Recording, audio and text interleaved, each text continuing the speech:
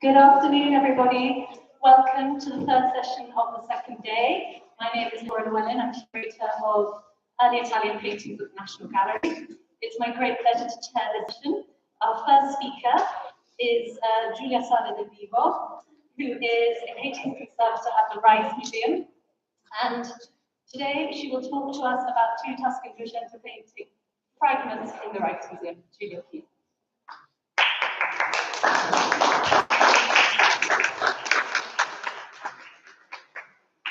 Thank you. Good afternoon. First of all, thanks. It's been wonderful to be here at such a themed conference. Thank you for having me.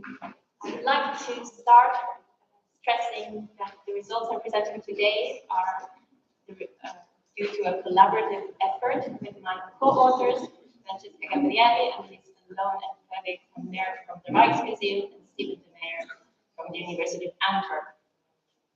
And all of the results are always discussed in close collaboration with the curator, Michael Bruggen Israel, and her predecessor. I want to thank Dr. Bull, who I've had a great pleasure of working with him for a few years, and I want to remember him since he recently passed. So, Tuscan Duecento, late Duecento painting in the Rijksmuseum in Amsterdam is represented by these two small panel paintings depicting scenes of the Passion of Christ, a deposition, and an entombment. They currently have a spot in the permanent show, and here you can see them in the vitrine, and hopefully realize how small they are. They only measure 18 by 18 centimeters each. The technical research started as part of the Italian Paintings Catalog project, which was initiated by Dr. Bull. And within the project, all the 200 Italian paintings were studied by close examination and technical imaging and multidisciplinary discussions. These two fragments, which clearly belong together, have been the most recent publication on them is the 1994 article in the Rijksmuseum Bulletin, where Bart Cohn suggested they relate to Corso di Giorno. And we don't know anything about the object they come from, possibly the site of painted cross, or more probably devotional panel. And these are just examples to give you an idea. Unfortunately, the support doesn't give much information of the original structure of the artwork from which they were sewn. They have been severely thinned, and they now only have a thickness of 5 millimeters, but the edges of the panels are not accessible, nor the back or the edges. But luckily, the X-radiograph could show us that the wood grain is vertical, and the presence of the incamotatura, the canvas layer under the rather thick gesso preparatory layers. On top of the gesso, a gold leaf background is applied onto light color red gold. The two panels, the two fragments, are quite rich in color despite their age, but some areas that appear similar in color, like the two Pious women next to Mary in the entombment, if we look at these three details that seem to be very similar in color, somewhat more or less yellowed, was one of the original appearance of these details was one of the research questions that we still had from the work on the catalog, which is not finished yet. But this conference gave us the chance to go back to these two fragments and do further analysis. And for this, we're grateful. So these three details have widely different responses in false color infrared. So we were suspecting the use of different pigments, blue pigments. We decided to invest more research time and could benefit from different non-invasive complementary techniques. At the Right Museum, we do take samples, but we try to get to the samples only at a later stage in the research, as we all do. And we were quite lucky to have macro-XRF, macro-XRPD, and reflective imaging spectroscopy, three very informative techniques, a lot of maps to look at, that detect, that are very complementary. So, furthermore, we could benefit from high-resolution photography acquired by our colleague Carol van Wyk, which is especially useful in cases like this, where the paintings tend to go back to the galleries and are not available anymore to check one detail or the other under the stereo microscopes. These 5 micron images are almost as looking through the microscope. But let's focus on our research question and which blue pigments were used. In the woman behind Mary, we see a response in the arsenic map and in the lead map only relating to the highlights. Through the stereo microscope, we see yellow particles, so we suspected of natural, that looked like a pigment of natural origin, and we could confirm this being ore pigment through the macro-XRPD maps. Interestingly, XRPD also detected mimetite, common alteration product of lead and arsenic pigments. But we had not solved our blue quest question yet, since no copper pigment nor lapis lazuli was found with the other 2 techniques. But reflective imaging spectroscopy solved it. We can see a lot of indigo, both in the light areas and in the dark areas of this mantle. Focusing now on the standing woman on the left, we also see the presence of indigo, especially in the light areas. These 2 lighter parts that come down the fold look like this because they were somewhere in the past somewhat upgraded and have no yellow varnish on top of them anymore. We can also see that through the green earth map that all the flesh tones where the verdato is exposed present the green earth. Only where it's exposed, that's why the map is a bit patchy. But also in the green earth map, this part of her skirt lights up, suggesting it was green in color and not blue. The dark shadows of what seems to be now her cape and not her full dress are realized with azurite. But comparing the maps of azurite and copper, we see a striking difference in the skirt again, suggesting the use of another copper-based pigment, not azurite, we know, probably malachite and verdigris. So our understanding of this figure was changed. We're not looking at a woman dressed in light blue, but she has a light blue mantle on top of a light green skirt. And the indigo map, I thought, was quite interesting. It shows up also a signal in areas which seem to be intended as black, like the little details which are painted last on top of the red and brown contours of the facial features. Some of these and the maximum darks are underlined with these dark brush strokes.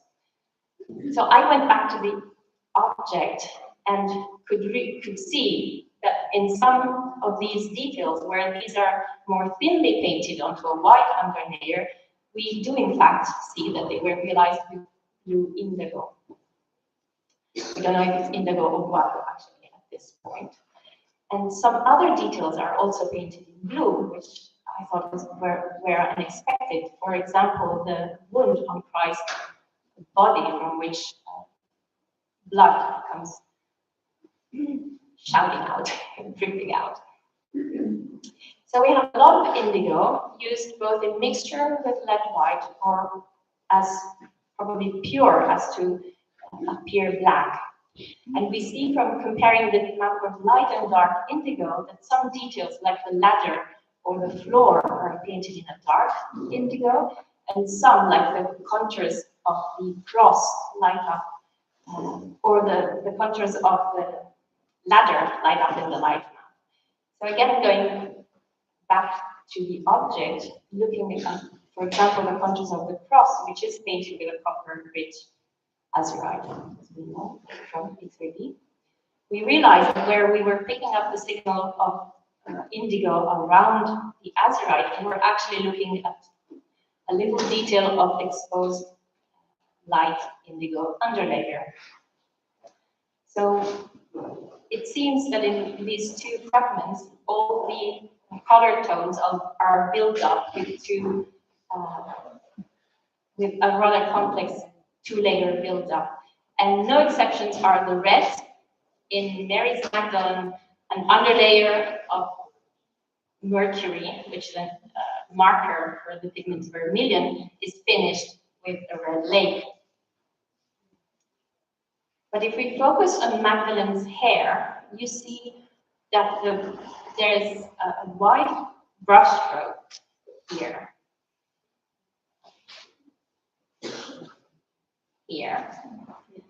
That defines the volume of her hair, but in the indigo map, these locks are singularly painted with long brush strokes, and furthermore, some of them have a signal for arsenic. And we in fact see on the surface of the painting that the airs are painted with some blonde reflex highlights achieved with ornament on both panels. I'm always showing one example, but we've checked matching execution techniques on both of the panels. And I also want to show you how secure in his brushwork the painter was. Did I say that these paintings are dated to 1290? Maybe I missed that, sorry. In the details that are better preserved, like the white, lead white edge of the folds falling down, you can appreciate the cursiveness and how secure his brushwork is. Our other research question was the degradation products that underwent the state of conservation of the two panels. And for this question, I'm going to focus on Mary's mantle, which we know and we expect to be blue, but has degraded to have the appearance of black. We could prove with non-destructive imaging that this is indeed painted with azurite, and where the azurite layer is somewhat abraded or partially exposed, like along this scapula or through where preserved by the white detail on top, and then consequently abraded, we still appreciate the pigment grains of a strong blue color. Azurite can, going back to literature, azurite can either degrade transforming into tenorite, but we could exclude that thanks to Margarito PD, which detected no tenorite. The other possibility is an interaction between binder and pigment, and we thought this was worth investigating further, and we took a sample, but we still have to do the further analysis on the sample, which hopefully will come. But through this one plate sample, we can again see the two-layer structure, where the top layer is azurite with this big chunks of grain, and they do have an appearance somewhat interesting in the UV. Maybe there is the interaction between paint, medium, and pigment. But we also see the lighter, finer blue in the underlayer. And comparing the map of light indigo, we see that we have a signal around the edges of the layer where we probably also pick up a signal from the underlayer. I will finish my talk just sharing how beautiful the decoration of the halos, which is realized freehand, look like. The halos are incised in the ground and then punched after gilding and decorated with this freehand motif. With this, I thank you for your attention.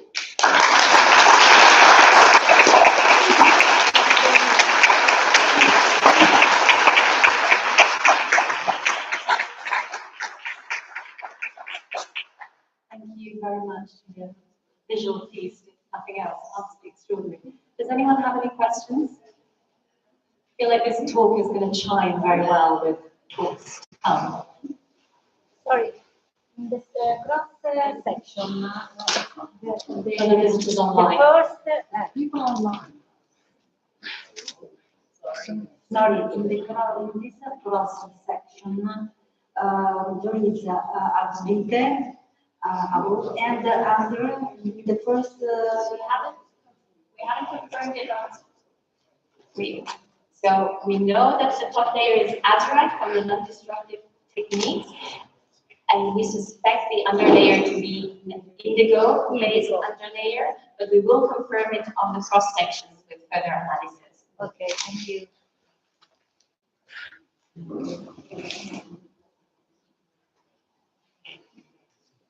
Excuse me, for the indigo, black and white, maybe the indigo, black, dark indigo with a black pigment together, an organic black as carbon, I don't know, it's possible. Could be. Of course, we know that pure indigo is very dark. It's often used in mixtures with white, which is a blue color. But I don't know if it was really used intended as a black. So I don't think it really needs a black to become so dark intentionally. But I will definitely go back and check the data.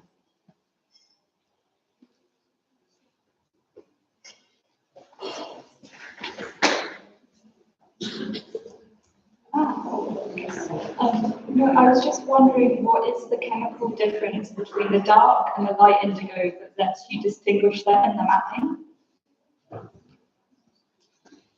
So, to my understanding, I'm a conservator. They have a different response in the reflectance. So, really light and dark layer reflecting the light, not a chemical difference. This was differentiated with reflective imaging spectroscopy. Thank you for the question. Any further questions? No? Okay. Thank you very, very much.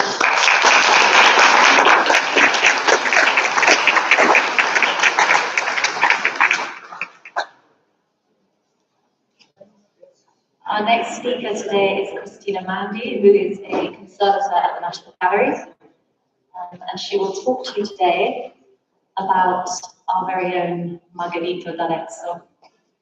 The first of two talks on this painting and investigation.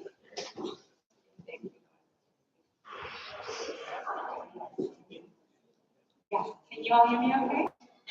Perfect. So just to say, there's going to be two talks, as Laura just said, and I'm going to focus on the conservation history, the treatment, and the art historical context for our painting, and then Helen's going to show you lots of beautiful images of the analysis that we did. And then the other thing I wanted to say before I begin is that Imogen really is the lead author for this paper, and she's very sorry she can't be with us today. I'm obviously a conservator, not an art historian, so apologies if I can't quite answer any questions that come up, but we'll try our best.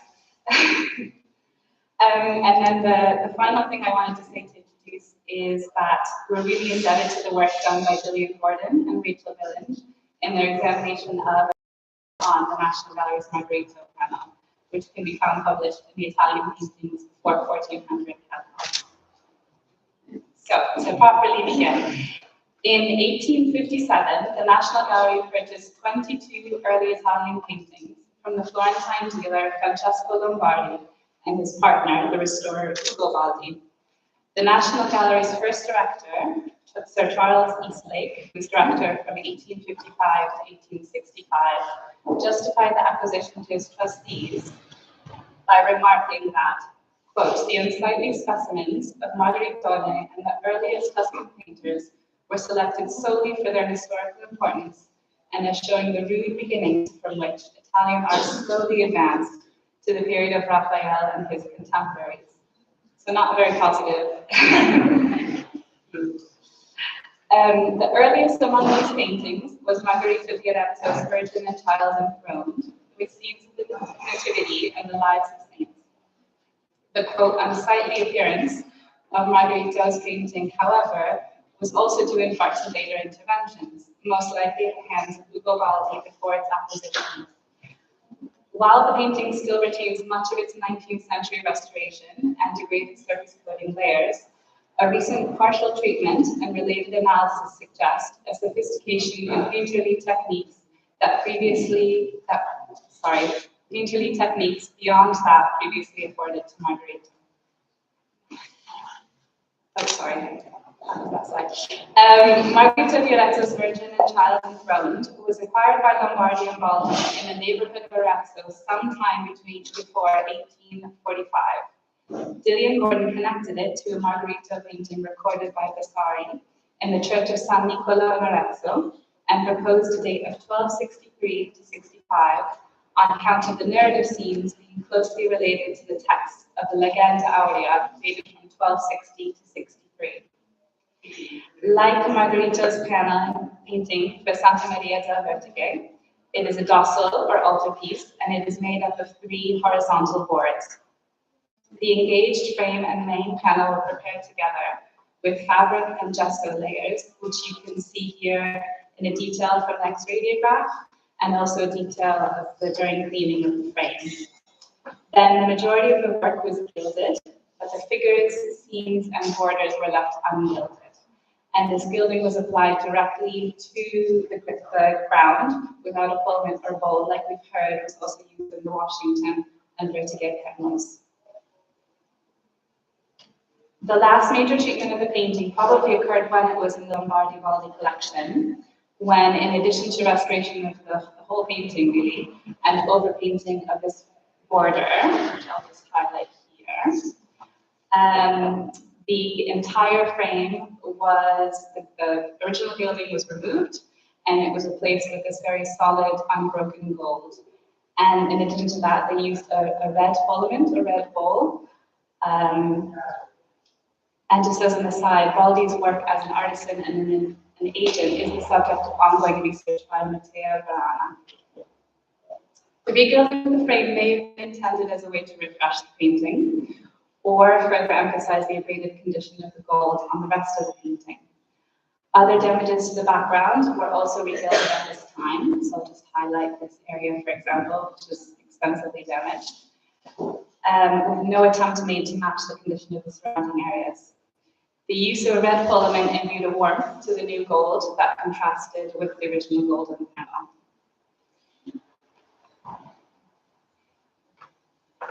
Oh, sorry, I forgot about my little arrows pointing things up. So additionally, the retouchings on the main panel cover areas of original paint and do not attempt to visually repair significant damages to the painting, like the image on the right, which is from the scene of the Temptation of St. Benedict. These crude interventions in the painting serve to emphasize the 19th century interpretation of this early painting as illustrative of the rude beginnings of Italian art history. When the National Gallery purchased the series of paintings from Lombardi and Baldi in 1857, the acquisition was valued for its chronological cohesiveness. The gallery's agent, William Blundell Spence, urged the purchase in 1851, arguing that the collection would, quote, afford means to the student of observing the gradual progress of art for 3 centuries. The series had already received some renown when it was on display in Florence. Spence wrote a visitor guide to the city, encouraging tourists to visit the collection as part of a broader artistic itinerary of the city. And we're grateful to Susanna Avery Koch and Lucy Westford drawing this to our attention. While director Eastlake did not appreciate the earliest paintings in this series for their own merits, the National Gallery's keeper, Ralph Nicholson Warnham, seems to have had an appreciation for these earliest paintings. Indeed, in the same decade that the gallery purchased its Margarito, Warnham bought another painting by Margarito for his personal collection, The Virgin and Child Enthroned as Today at Washington, D.C. This painting had been acquired by Spence in Rome before 1859, and it was in Warnham's possession before 1865. At that time, Warnham and his family lived in the keeper's apartments at the National Gallery, so for some time, Trafalgar Square was home to two paintings by Margarito and Arezzo, though it is unlikely that they were ever seen side by side there. That the Lombardi royalty paintings could be displayed at the gallery without further treatment may well have added to their appeal as an acquisition. During his directorship, Eastlake often arranged for the restoration of new acquisitions in Italy before they were put on display at Trafalgar Square, and Ugo Baldi was one of the restorers entrusted to undertake such work.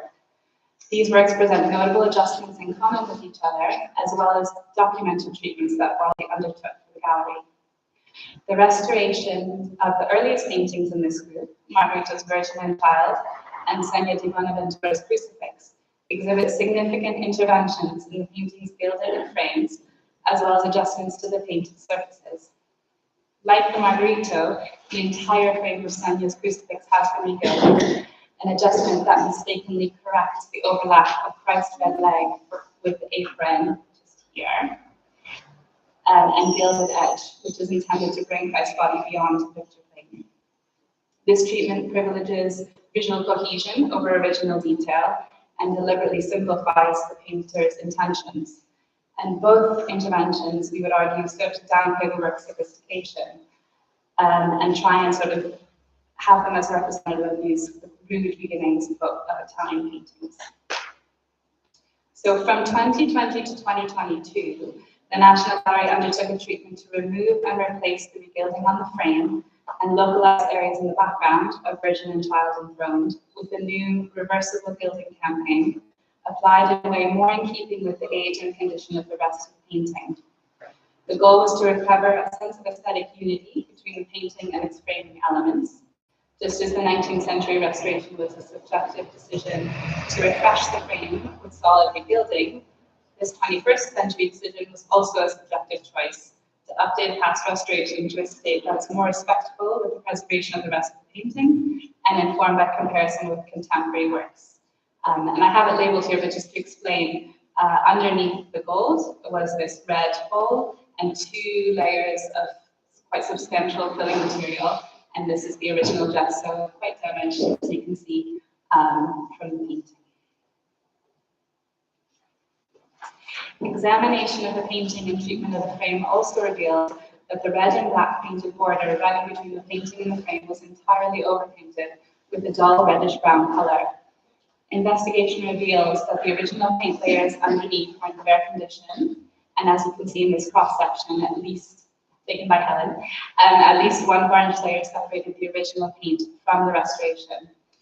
Cleaning was undertaken, and it revealed a darker, richer red border decorated with the yellow scrolled folio pattern and surrounded by black edging lines on either side.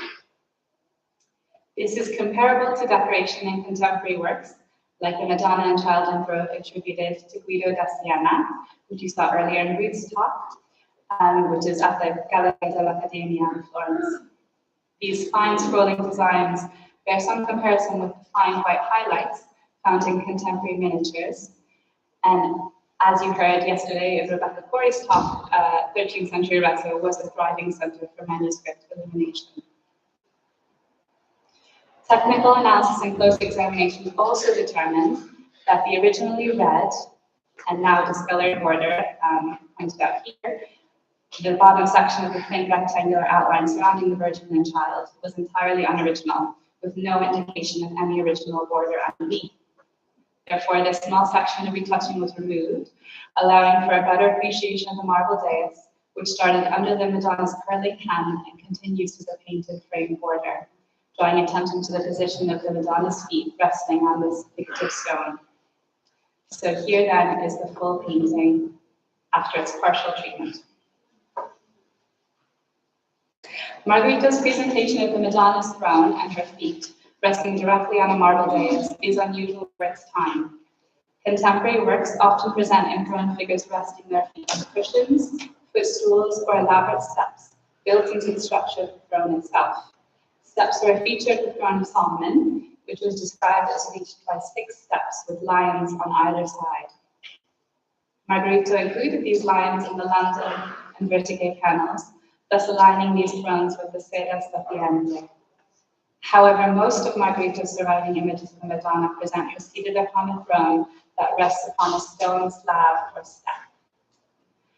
These receding stone steps in the Washington and Montelungo panels are trapezoidal, raised and positioned in front of the Virgin's throne, while the London dais is defined by incised outlines with shorter edges receding to convey a sense of spatial depth, as if the slab itself was resting on the decorative band below.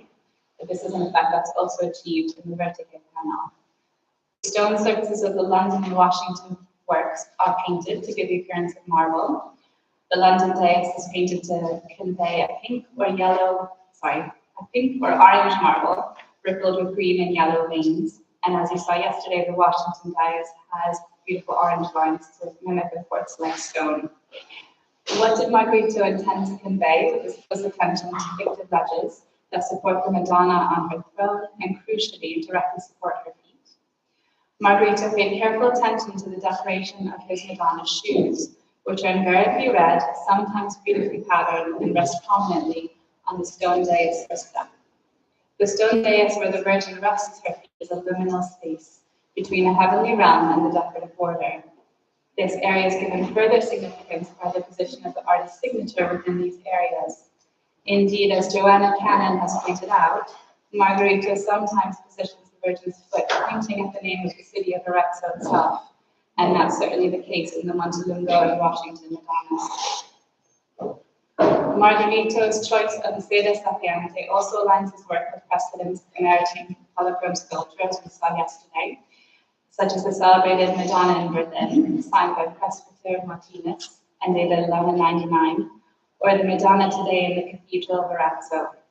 While these works present the Madonna resting her feet on a special footrest, other surviving sculptures of this Aretine group do not include a stool or step, and indeed the Madonna's shoes rest directly on the surface below, within a niche or on a stone altar.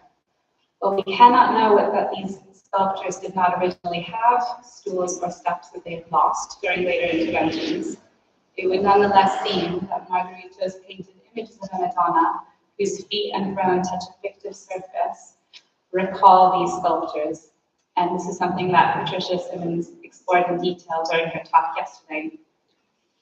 Indeed, in some cases, Margarito's painted panels may have replaced these works on their altars, and the new painted image was mimicking this intermediary relationship between the painted wooden figure and solid stone. Certainly, the removal of the discolored red outline from the stone diaphragm emphasized the complexity of this area of the composition, with her feet, the marble slab, throne, and signature.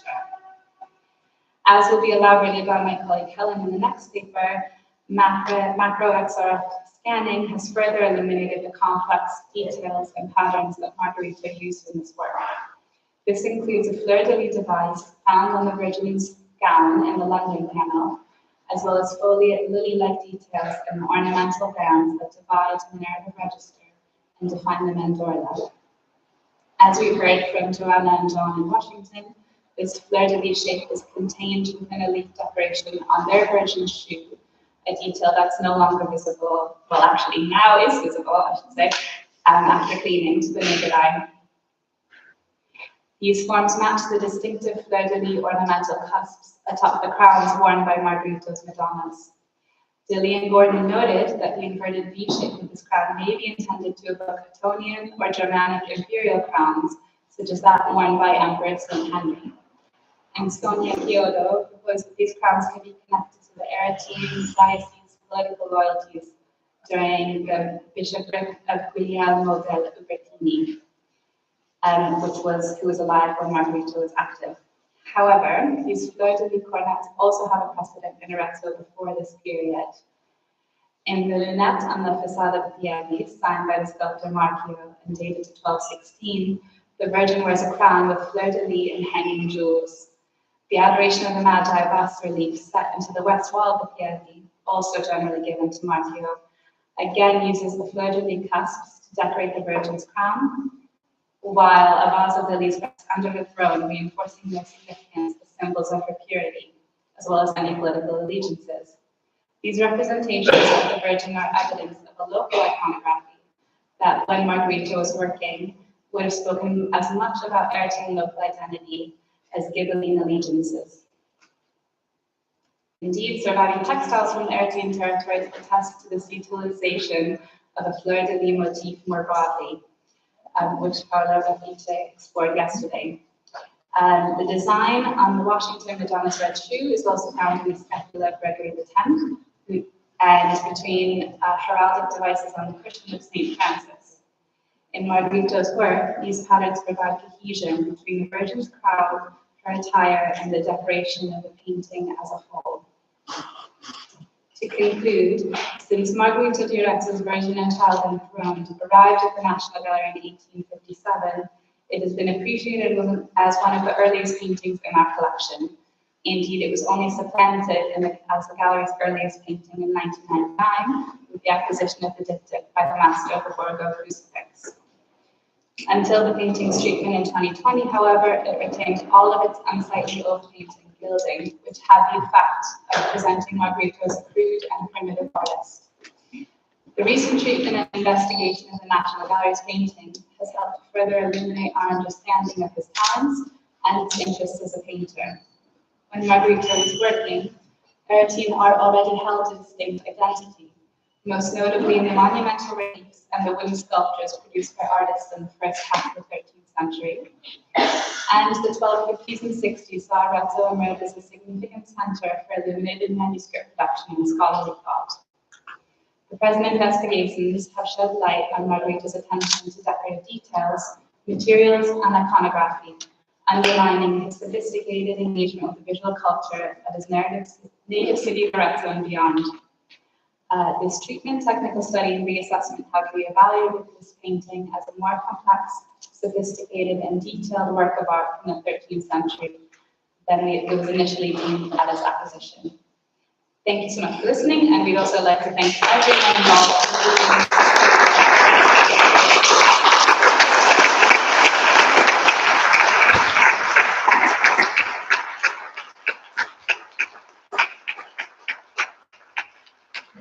Thank you very much, Christina. Does anybody have any questions? Okay, let's go straight to Helen, and then maybe people will have questions for both as they come up.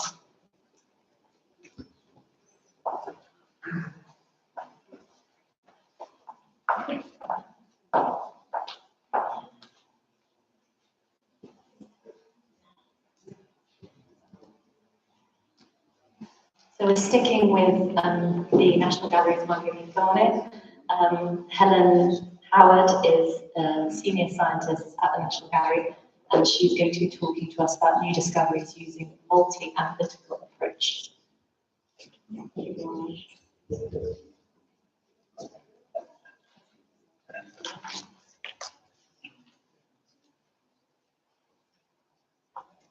you. As you heard in the last presentation, this panel by Margarito was purchased by the National Gallery in 1857 from the Lombardi-Wolsey collection. It is one of the only 13th century works at the gallery, and until recently has received less attention than many of the more well-known 14th century paintings, perhaps due in part to the negative opinions as outlined by Christina. However, the concurrent conservation treatment and technical analysis of the panel between 2020 in 2025 revealed aspects of the refinement and sophistication of Margarito's painting technique, which contrasts sharply with the views expressed in the 19th century. This new information has not only made it possible for art historians to reassess the quality of the painting, but has also provided new insights into its iconography. In addition, technical research has made the evidence of compositional details that have become either invisible or very difficult to see due to layers of obscuring varnish and restoration and the degradation of the original materials. And today we'll show you some of these new findings. A lot of new information was provided by scanning MAXRF, as you've seen many times during the last day or two, and the whole of the painting was investigated using this method of non-invasive analysis. The elemental distribution map of the Virgin and Child has provided us with new information on the way in which the Virgin's drapery was painted. And I'll show you here the copper distribution map, which indicates that the Virgin's mantle and details of the border and other figures were painted with a copper-based pigment. Together with reflectance spectroscopy, pores analysis, and the examination of the surface at high magnification, we were able to confirm the presence of the blue pigment azurite. The discoloured surface coatings and darkening of the medium in this once blue paint layer means that the mantle now appears very dark and flat, with small details on the surface which are painted principally in lead white, vermilion and yellow earth. Some articulation of the surface is visible in the infrared image in the form of stylized folds, which are painted in a mixture of azurite and carbon black. However, the recent XRF scanning has now revealed that the fabric was modelled to increase the impression of volume by combining azurite with varying amounts of a lead pigment, likely lead white. And this is particularly clearly visible in the highlights of the cloak, which you see on the arrow on the left. In addition, the iron distribution map, which is on the right, suggests that the blue drapery was undermodeled with an iron earth pigment.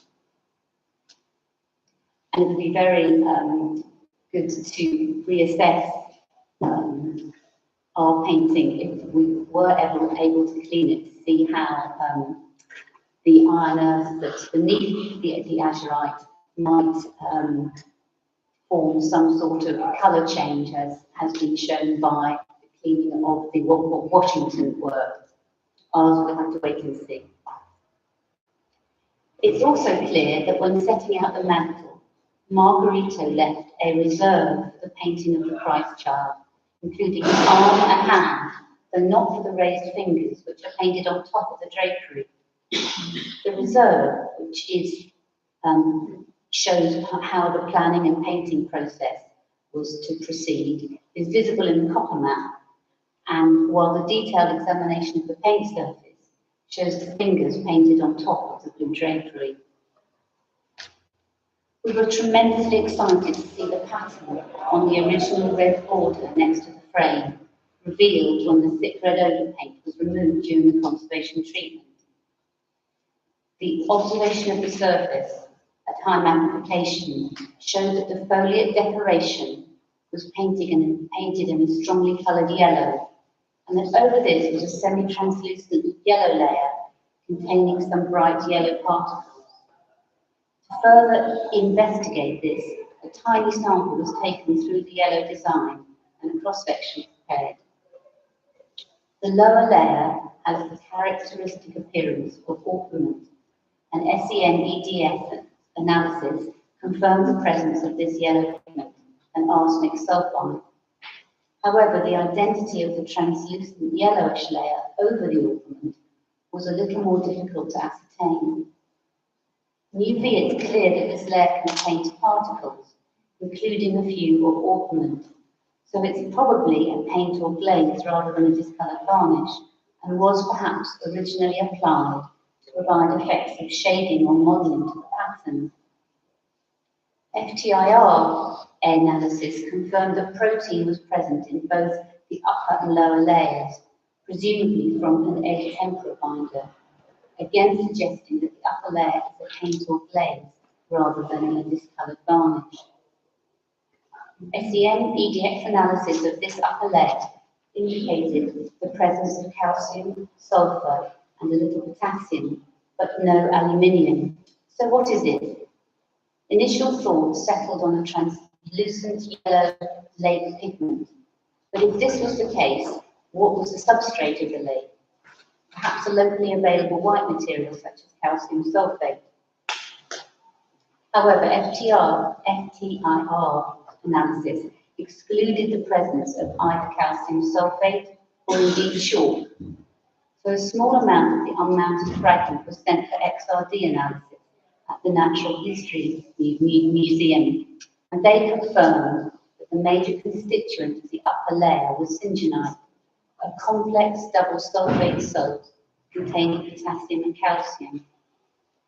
Syngenite is a relatively rare mineral, but it has been identified on painting, and I saw that Julia also found it, but it's usually only in very small amounts, and generally as the result of a degradation process.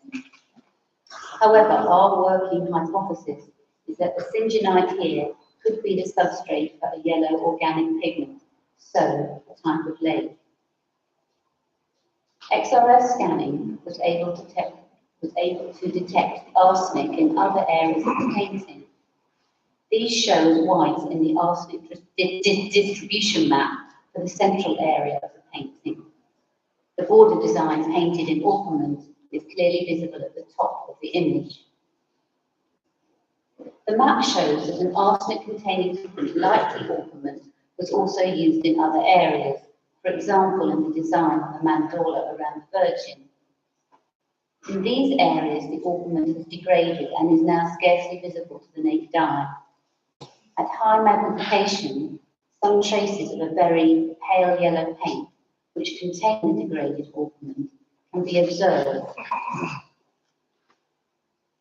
And it is now clear that the red rectangles on the border were embellished with trefoils, and their centres filled with the design in an arsenic-based pigment. Further processing of the data to give a refined separation of the elements lead and arsenic provided a clear image of this pattern on the Virgin's gown, painted in ornament, shown here in yellow, and where lead-containing pigments have been used, shown in blue. The complex pattern on the gown is scarcely visible, as the arsenic-containing pigment has deteriorated and is now very pale yellow in colour. However, traces such as these trefoils, which form part of the pattern, are sometimes visible at high magnification. This complex design on the Virgin's gown would have been missed without the elemental mapping technology applied during this research. The circular components of the pattern, painted in indigo, combined with an iron earth pigment, are also visible in this detail.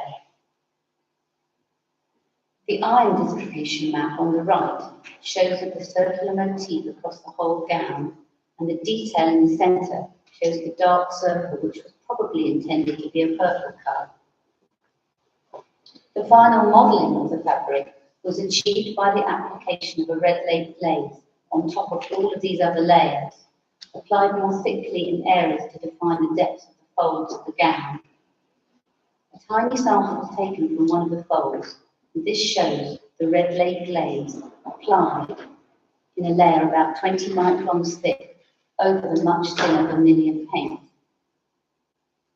Analysis of some unmounted fragments using HPLC confirmed the dye source of the lake pigment to be the lac insect, Kerria lacca, which inhabits host trees in India and Southeast Asia, while SEM EDX analysis indicated that the substrate of the lake is hydrated N lumina.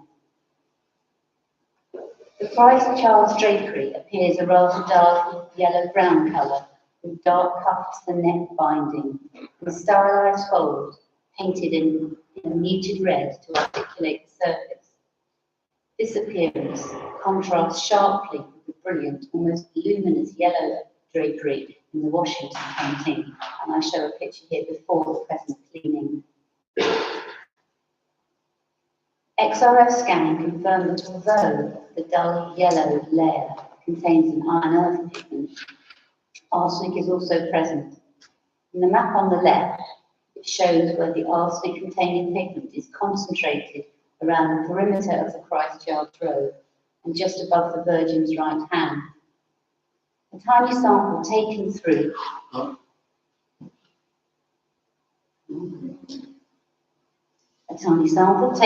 one of the stylized red lines confirmed that the drapery was painted with a very bright yellow earth pigment combined with a very little red earth and a few particles of vermilion and orpiment.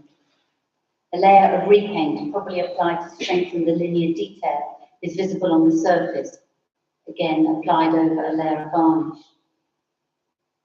Looking at the flesh tones, detailed examination of the surface, together with the information from the XRF maps and the infrared reflectogram, suggests that a yellowish-brown earth pigment was mixed with black for some of the darker flesh tones and was modelled with lead white to build up lighter areas. Some traces of green earth in a few areas may be present, but we would need to confirm this with analysis by RIS. The cheeks, lips and underbrows were painted with vermilion, and some linear details were added in red and brown earth pigments, while other darker lines were painted with an iron earth combined with black. For some male figures, azurite was used for facial hair, as shown on the left, and highlights were added in red wine.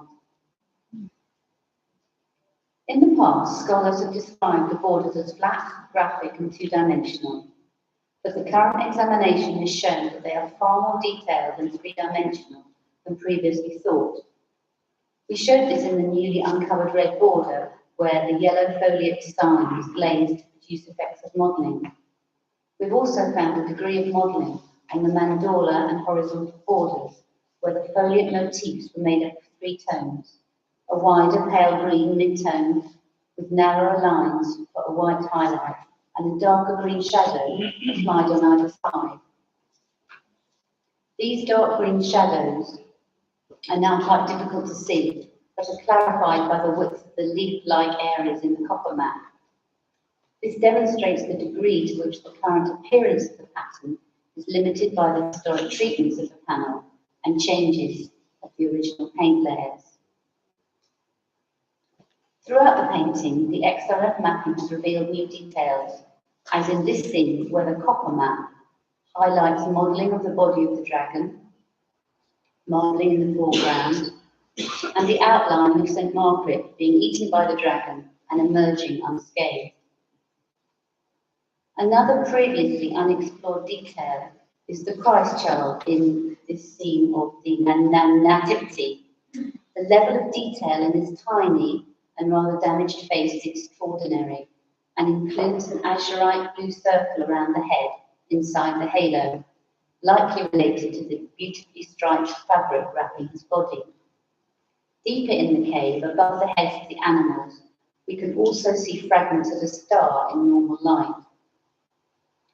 The star is more clearly visible in UV and can perhaps be linked to a similar depiction of this in the Protégé panel, though here the star motif has been more than gilded on the paint surface. In the Miracle of St. Nicholas, only very small amounts of copper were observed by scanning XRF, indicated here by the oversaturated copper map at bottom right. This suggests that azurite was not the primary pigment used to depict the water. However, reflectance spectroscopy cores confirm the use of indigo, both for the water and in other areas, including the inscriptions above each of the scenes. Another surprise is the presence of sea creatures, which were revealed by infrared reflectography some years ago. Recent microscopic analysis of the paint surface indicates that the sea creatures were painted on top of the blue paint and were intended to be visible as in this late 13th century painting by Guido Gaziano. But it does beg the question as to why the painters darkened and obscured so much detail in our painting. To shed some light on this issue, we took a tiny paint sample from the Dragon, where the paint had a similarly blanched appearance, obscuring much of the painted detail. The cross-section shows a dark brown semi-translucent layer directly on the surface of the paint, and over this, a rather degraded blanched layer. ATR, FTIR, and SEM-EDX analysis show that both the opaque surface and more translucent brown layer contain quite a lot of calcium oxalate. The blanched opaque material on the surface obscures the underlying paint. This analysis is ongoing, with the hope that in the future we may be able to reveal more detail in these areas of our painting. Despite the invasive treatment of this panel in the past, there still appears to be some traces of the translucent, warm-tone varnish layer described by many others as metal. In other paintings, this was applied over silver leaf to mimic the effects of gold, and over gold to give the metal leaf a warmer tone. Traces of this metal layer are still visible in the small depressions of the gilding created by the punchwork. Traces of metal were also found when an area of regilding was removed during the conservation treatment. This material has a thick orange-brown appearance and may show that a layer of once covered the gold background, but unfortunately we have not been able to do the analysis of the mica in our paintings. In this presentation, we've highlighted some of the most important aspects revealed by the non-invasive XRF scanning technology, and most importantly, the interpretation of this data in conjunction with visual examination of the painting at high magnification, FORS data, and the detailed analysis of a very few targeted paint samples to maximise the information we've been able to obtain. This multi-analytical approach has provided the evidence confirming the presence and application methodology of several types of the organic colouring, as well as a wide range of pigments and traces of the mica applied over the gold leaf. With one notable exception, the likely yellow lake identified in our newly uncovered border, the painting materials used in this panel are those expected for the period and have now been found in many of the other panels by Margarito, as shown at this meeting. However, what this work has shown is the sophistication with which these materials have been used to produce effects of modelling and extraordinary detail on a minute scale. Despite the invasive conservation treatment that our panel has been subjected to in the past, traces of all these materials survive, providing us with an indication of how splendid this panel must originally have been. This new information has not only made it possible for art historians to reassess the quality of the painting, but has also provided new insight into the iconography and how closely it may once have related to other panels which have survived in better condition, such as that shown on the right screen at Medievale. Thank you for your attention.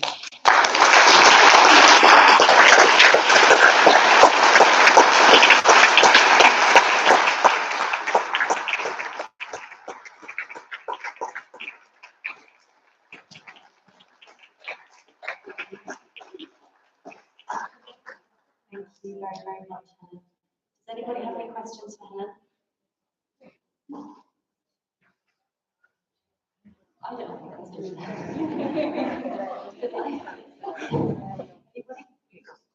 Yeah, we can have discussions if we need to percolate.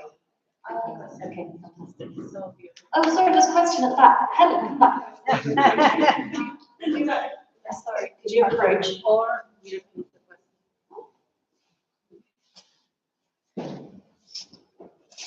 This is very general on the techniques of most paintings, very general about most paintings by Margarito that we've been talking about, which have silver backgrounds with a mica, and yours has definitely an original gold background on the bowl. As far as I can remember, it's the.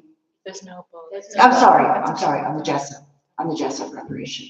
So has anyone thought about why this was done? The silver, because of economy, that the patron didn't have enough money to pay for gold, or is it an aesthetic choice? Because Mecca, it's gilded, silver gilt looks quite different from gold and is quite beautiful in itself.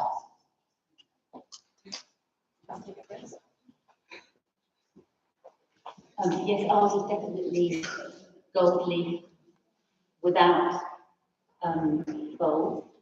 And I think that at this time, it's not just a question of cost that would have made the choice between silver or gold as the background. It seems that this time, there is a lot of play with all sorts of different sorts of metal leaf and the effects that might be produced from gold, silver, part gold, different mica and coloured varnishes to play with the effects of light. So, and I think that is one of the most extraordinary things about this time.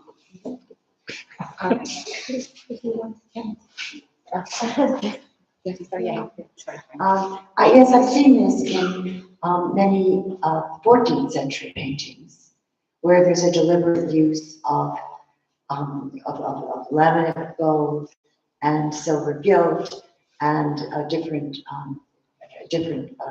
shades of gold because of the. But they're usually in the same painting, along with gold leaf. And in these paintings by Margarito with the silver background, there are no other golden effects. There's no Morton gilding, as far as I can remember. Is there? Is there Morton gilding? I would reinforce your point. Yes. So the tiny star that I showed you has just been found on the Didier panel, and that is a Morton's gilding. And also that yesterday we were told about part gold that had been applied on the very damaged panel. I can't remember where it comes from. That's in the lab. Yeah, so I think we will in the next talks hear much more about what has just been found. Yeah, thank you. In these papers. Any further questions? No? Okay. Thank you, Helen, again. Thank you very much.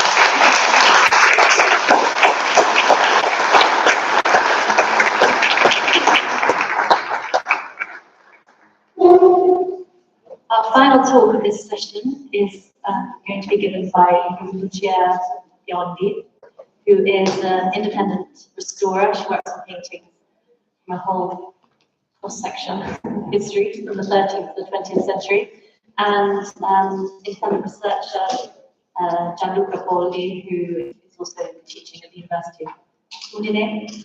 And they are going to talk us about the colours of St. Francis of Holiness, technique and restoration of the body altarpiece at Santa Croce in Florence.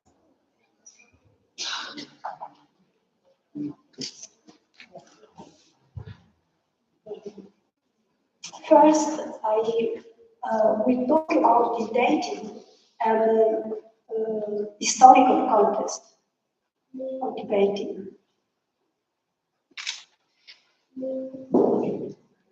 Okay.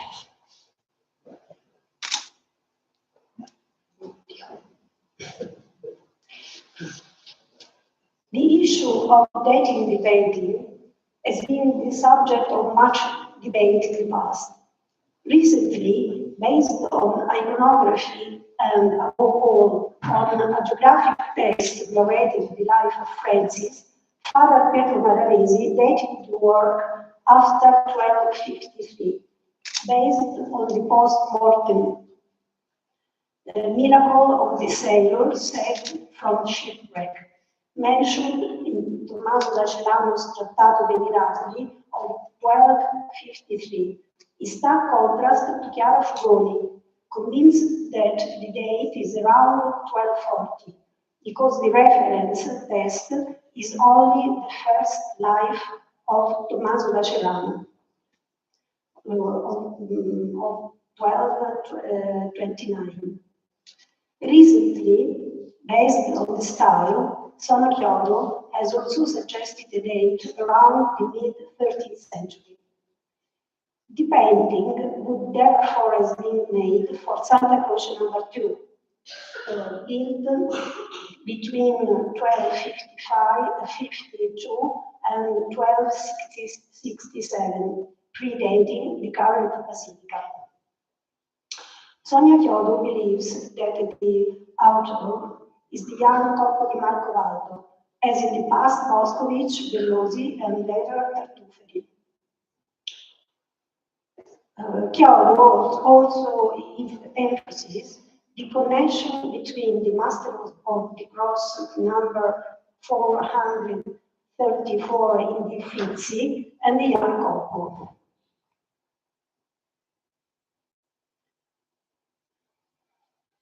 Maranesi highlights the importance of the painting among other 13th century Franciscan historiated panels due to the number of scenes, there are 20, and the complexity of the narrative, illustrated in 3 large thematic groups: Conversio, Conversatio, and Glorificatio, under the direct oversight of the Florentine Franciscan community. Another novelty is the 8 horizontal stories that form a sort of predella beneath the saint. They are so crowded, expressive, and vivid that at first I thought they were the work by another hand.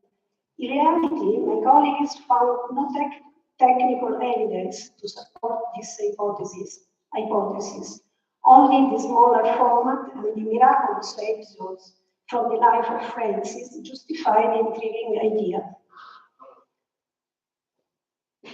It can certainly be said that in the altarpiece Coppo combines archaic technical detail linked to Byzantine tradition with a livelier and more moving expressiveness.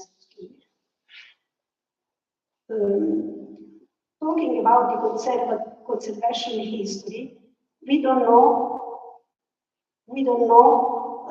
when the painting was deprived of its original frame, adorned with clippings of half-length Franciscan portrait, fragments of which survive along 4 of the 5 sides. In more recent times, a restoration of the painting by Ego Masini,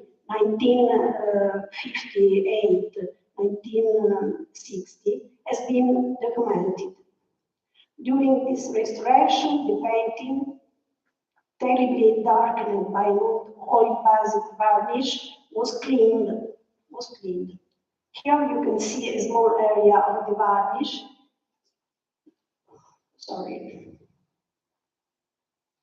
Of the varnish left by the restored resemblance. The main losses were filled and retouched with a neutral grey color. A slab covered by linen canvas was applied along the edges as a protection. Luckily, the painting was not damaged during the 1960 flood. The reason for the new restoration made by me was where the cross pieces, too rigid, and the old triangular wedges dislodged, compromising structural stability. Around the losses and at the splits in the support, the color was very fragile due to lifting of the canvas and the preparation for the wooden support. The varnish, masticot damar, applied in the 1960s, was visibly yellow and bleached. The painting, which was well preserved overall, showed several losses, mainly along the edges, where the color overlapped the gold background, or in fine layers over the ground colors.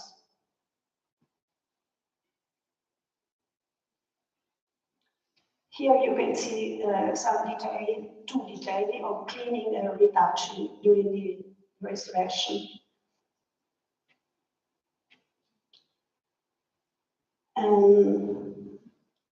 You can see the difference between the before, the last restoration, and the after.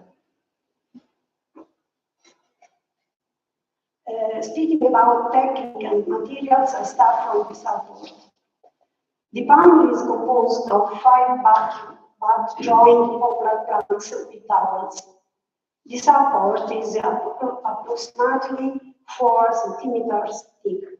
The structure originally had 3 horizontal cross pieces secured by forged nails, replaced at an unknown date by 2 sturdy double-tailed cross pieces. On this occasion, the slits were repaired with very large triangular wedges. The X-ray of the 2 lower scenes on the left confirms the presence of a dowel between the second and third boards and the canvas covering the entire surface of the panel.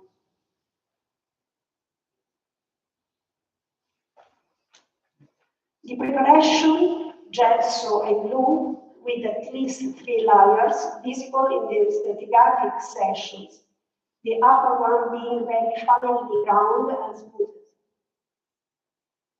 The drawing. Although no underdrawing is visible by IR reflectography, despite the transparency of the blue pigments and red lakes, the complexity of the scene strongly suggests the use of detailed preliminary drawing, likely executed by iron gall ink or with a very thin and low contrast line.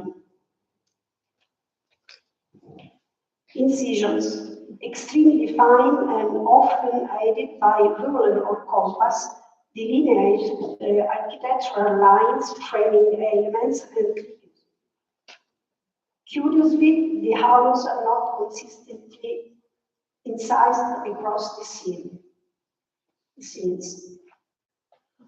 I was mistaken in thinking that the incisions mark only the gold-painted area edge. In reality, the drapery of the figures and the faces are incised. The X-ray confirms the presence of numerous very thin outlines, radiopaque or not, depending on the nature of the pigments. The gilding. In several areas, the metal leaf has been strongly abraded, revealing the compact, smooth white progression, if intact. In the losses above the gesso, there seems to be a thin gray layer, egg white. Perhaps this water adhesive was used to apply the gold leaf directly to the surface without the use of wool, according to a practice documented since the 9th century on Byzantine icons. The same technique can be seen on cross 432 in the Uffizi, dated 1140-50, 1 century older.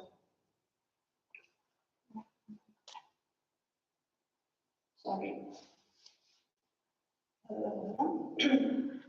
There are no more than, although this has to be better explored, shell gold or punch decorations, and the book cover also is made only with color and gold. The edges of the paint in contact with the gold are interrupted by numerous losses due to old cleaning, but also because the gold leaf extends over a large area beneath the color.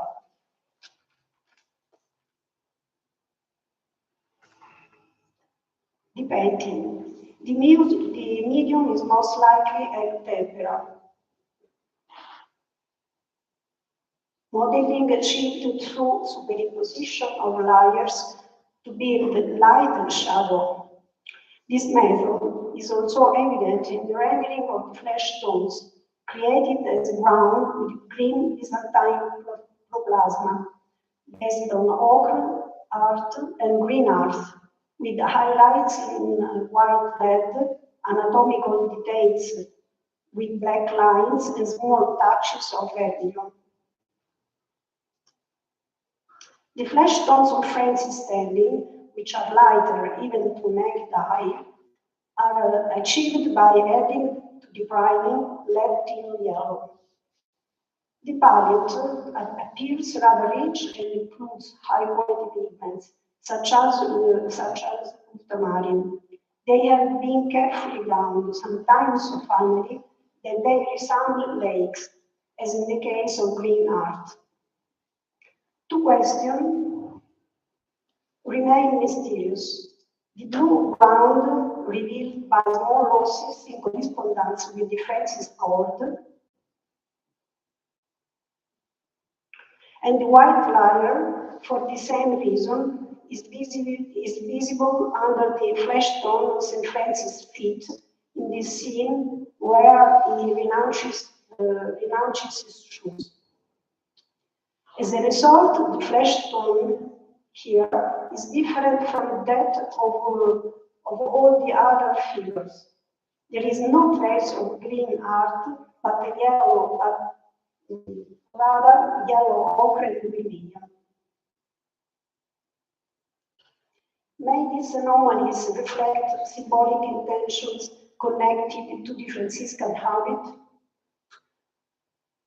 Finally, we have solved the issue. The figure of Francis, one believed to be depicted barefoot, in contrast to the stories, originally wore sandals, later removed by abrasion, probably to alter his iconography. Described paint as more surviving fragments make this intervention undeniable.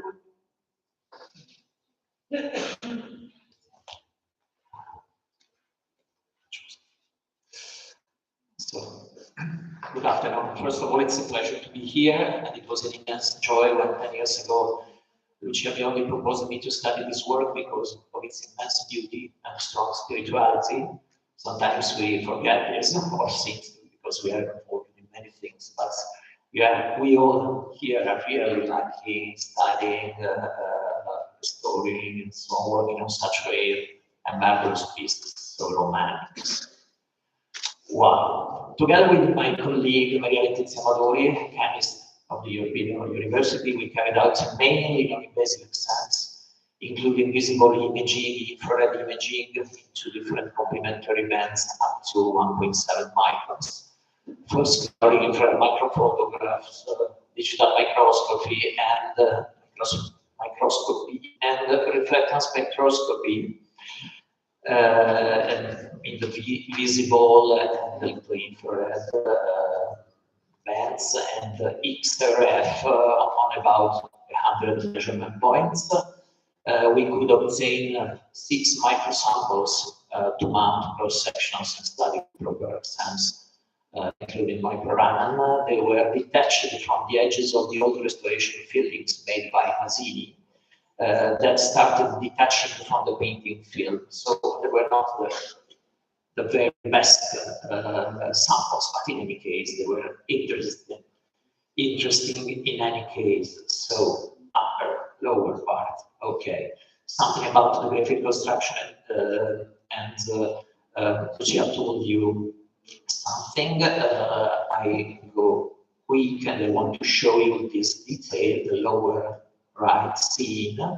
You could see here, yes, some darker lines that are not followed by painting, and maybe this is one among the very few changes that we could detect in the work in this work, apart some very small corrections of some profiles of the figures, and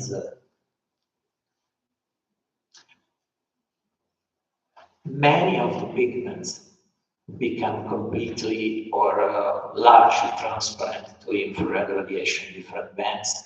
And so if there were a drawing that could be visualized by, of course, by infrared photography, we would see, we sometimes see incisions, as Lucia said and showed for some cases. These are other cases, visible and infrared, but it is a very beautiful shamites with the eagles circle pattern.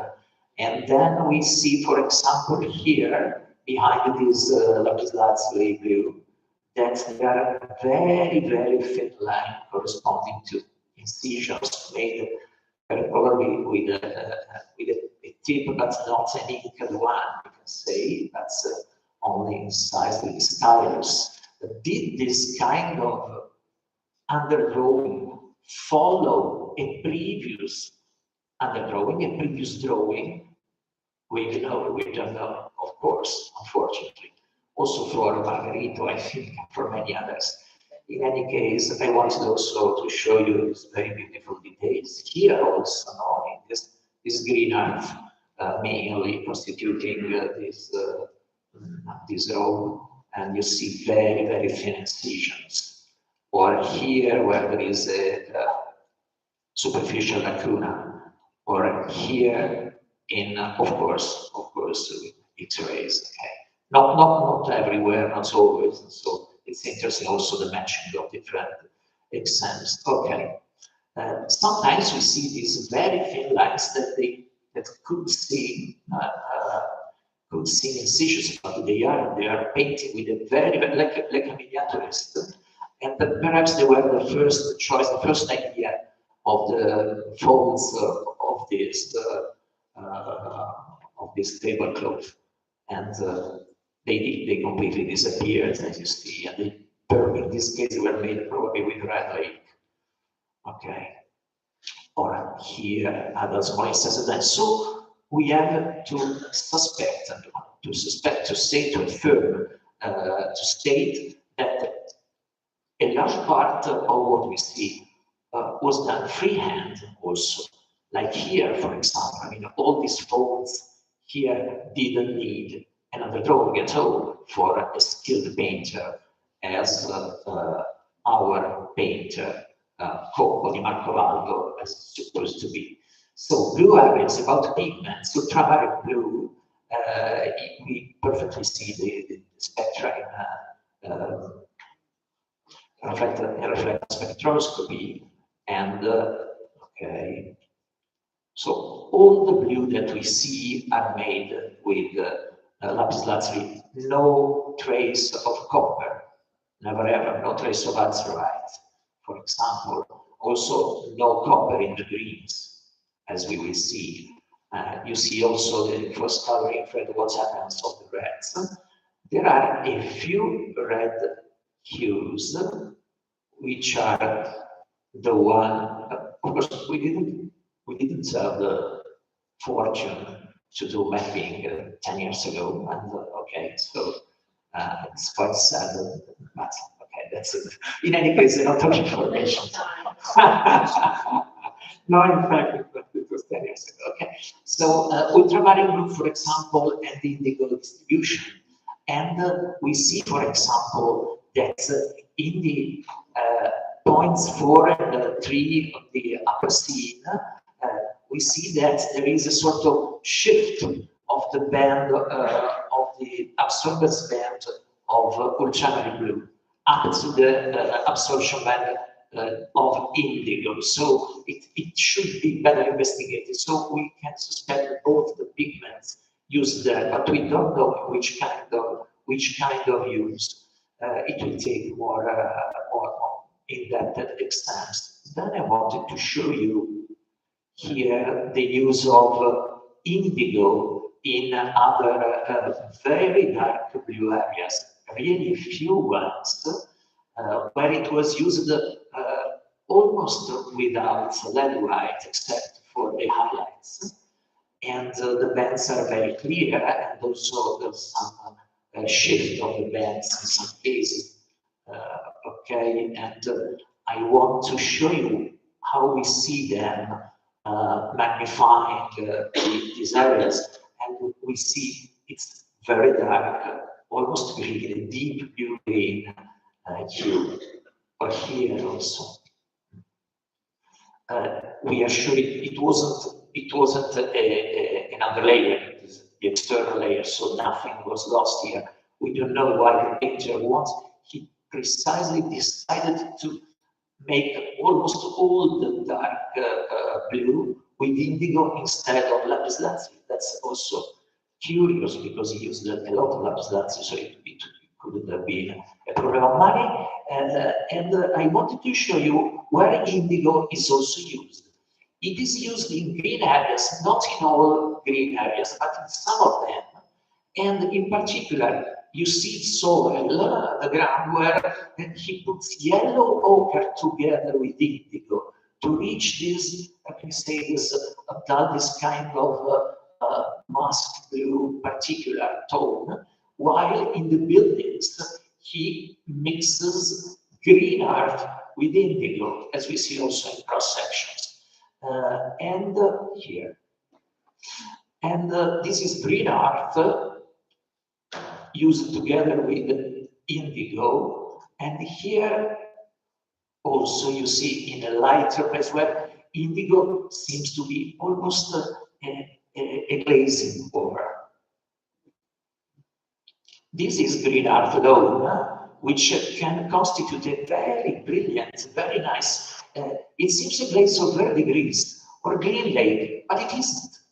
It was, as you see here, it was very, very finely grained in order to obtain the possibility of making this kind of green glaze. So three different uses of green, mixtures to obtain green. What about yellows? What about violets for purples? It's very interesting. We have the two possibilities, never made with indigo, always made with lapis lazuli, but sometimes as underneath, sometimes as a push, as a glazing over the red lake.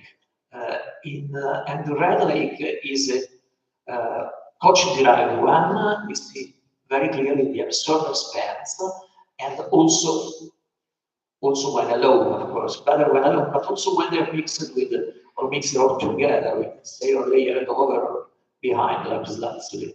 Okay. I wanted to tell you only two things more. One is about the yellows. We've never seen arsenic compounds, or never seen orpiment, for example. Only yellow ochre, goethite, sometimes together with lead yellow. Never lead yellow alone, for example. Why, we don't know. And the last thing is about the question that we have to go in depth, an open question. Let's see this decoration, visible, ultraviolet. Ultraviolet shows some branches, no, decorated around the red diamonds, and you see them better with microscopy where they are not completely collapsed. And we see here, what is this yellow? It seems to be orpiments. We have to do some measuring points more here because we didn't see it the first time. But could it be something that was lost because it should have been yellow, or was it a sort of more than a sort of underlayer for some metal lead that disappeared, and it was used the yellow also to have a contrast in respect to the black? Okay, these are the questions. In some areas around the diamonds, the pigment, the black pigment, fell and he collapsed. And what about a kind of metal leaf? we have to investigate more. Thank you very much.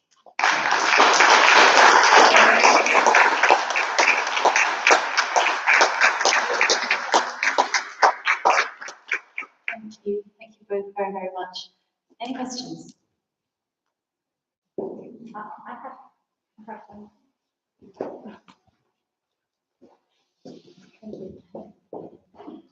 I just wanted to know if you have found the blue, light blue and white pigment under the rope of St. Francis in other spots of the, no, just there. Okay, okay. And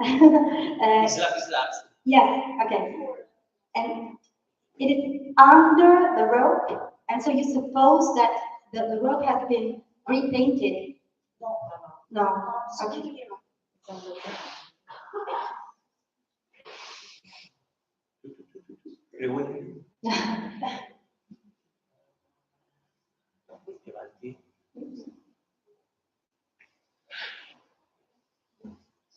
This one, okay. Okay. Only beneath the cold. Okay. You have to answer. It's only the blue ground is only beneath the On that side, the other part of the habit. Okay, and have you been able to make analysis to understand? No problem. Have you thought about making more analysis to check if it's possible to find it even in other parts of the rope? Okay, and it all the cord has the blue brown, but not the Yes, The back. Of the bed. Okay. And another question? sorry, about the foot of St. Francis. Could it be erased and repainted? No, but not later, during the making of the painting. Not by other painters, but by the same painter, if it could be erased and then repainted. I don't think so, because I saw that even in the little stories and scenes, in some of them, the standards were a little bit abraded. I think there was just the desire to interpret the scenes in another way, the figure of St. Francis in another way, according to some of the geographical stories. So, Thank you. Thank you. And if you could come, sorry.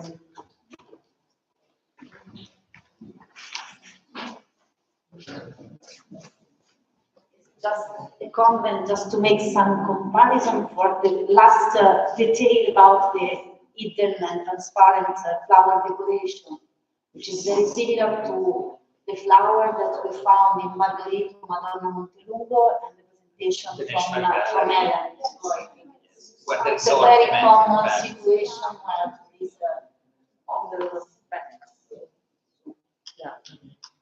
it's also very similar, like the color. It's very similar, in fact.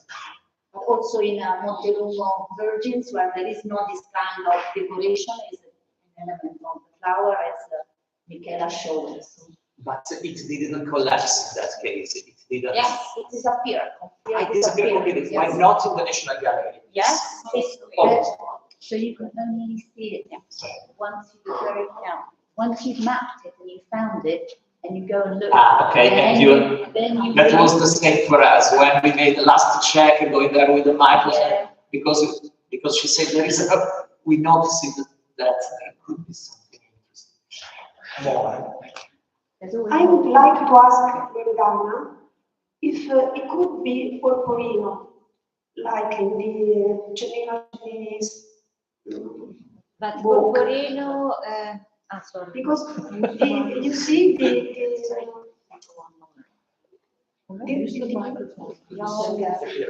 appearance is like something shining. Yes, but Borborino is based on mercurio, sulfur, and stadium. So the first documents are in the end of 12th century, of the 13th century, del 1200. Così è troppo. No, this is a mixture, as you see, with this large, which is with this large yellow, sometimes green, but okay, let's say yellow. That's not only yellow. So maybe some of them were green, for example. We don't know. We have to check. The shape of the yellow is typical of ornament. Yeah. As you see by optical microscopy, but of course we have to. Yes, because yes, and of course, yes, the fluorescent depends on the binder is on the binder or ornament or binder. You don't know. Okay. Any further questions? All these conferences and things in common are making me wonder who of our organising committee is going to write the introductory essay to bring it all together.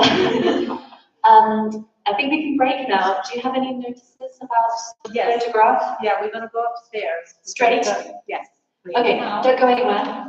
Do not pass go. Straight to the garden. I'm going to take a photograph of this wonderful group. Thank you very, very much for being here.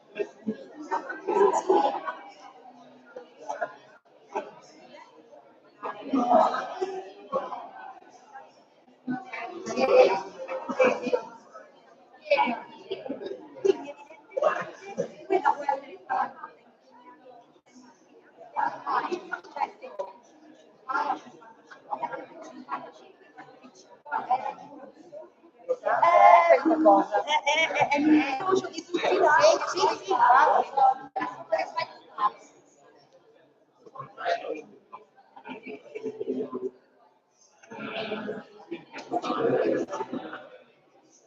andiamo a fare la foto.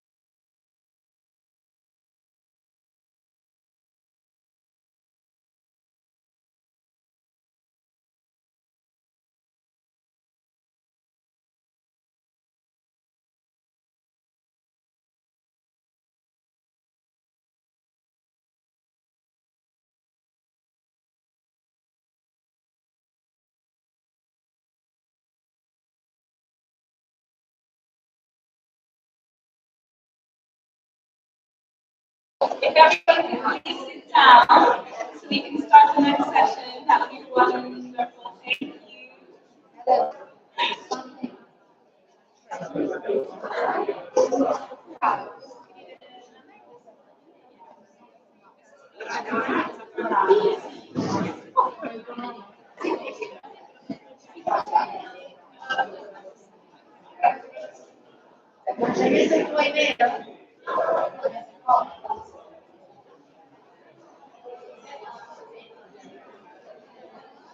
Hello, is everyone ready for more talks? Yay!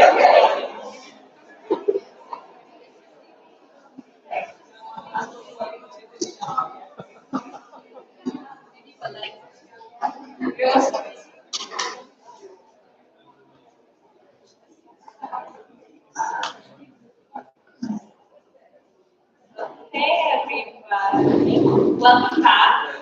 This is our final session of day 2. And only 3 talks to go, 3 really brilliant talks. So, and then at the end of the day. So, yeah, first I would love to introduce Giacomo Guazzini. Giacomo is a curator and conservator at the Museo in Storia, and his talk is about La tavola di San Francesco a Storia, vita e trasformazioni di un capolavoro del Duecento secolo. And just to also say, his research focuses on the historical and artistic context of central Italy between the 12th and 15th centuries, and he has contributed significantly to justice studies. Thank you.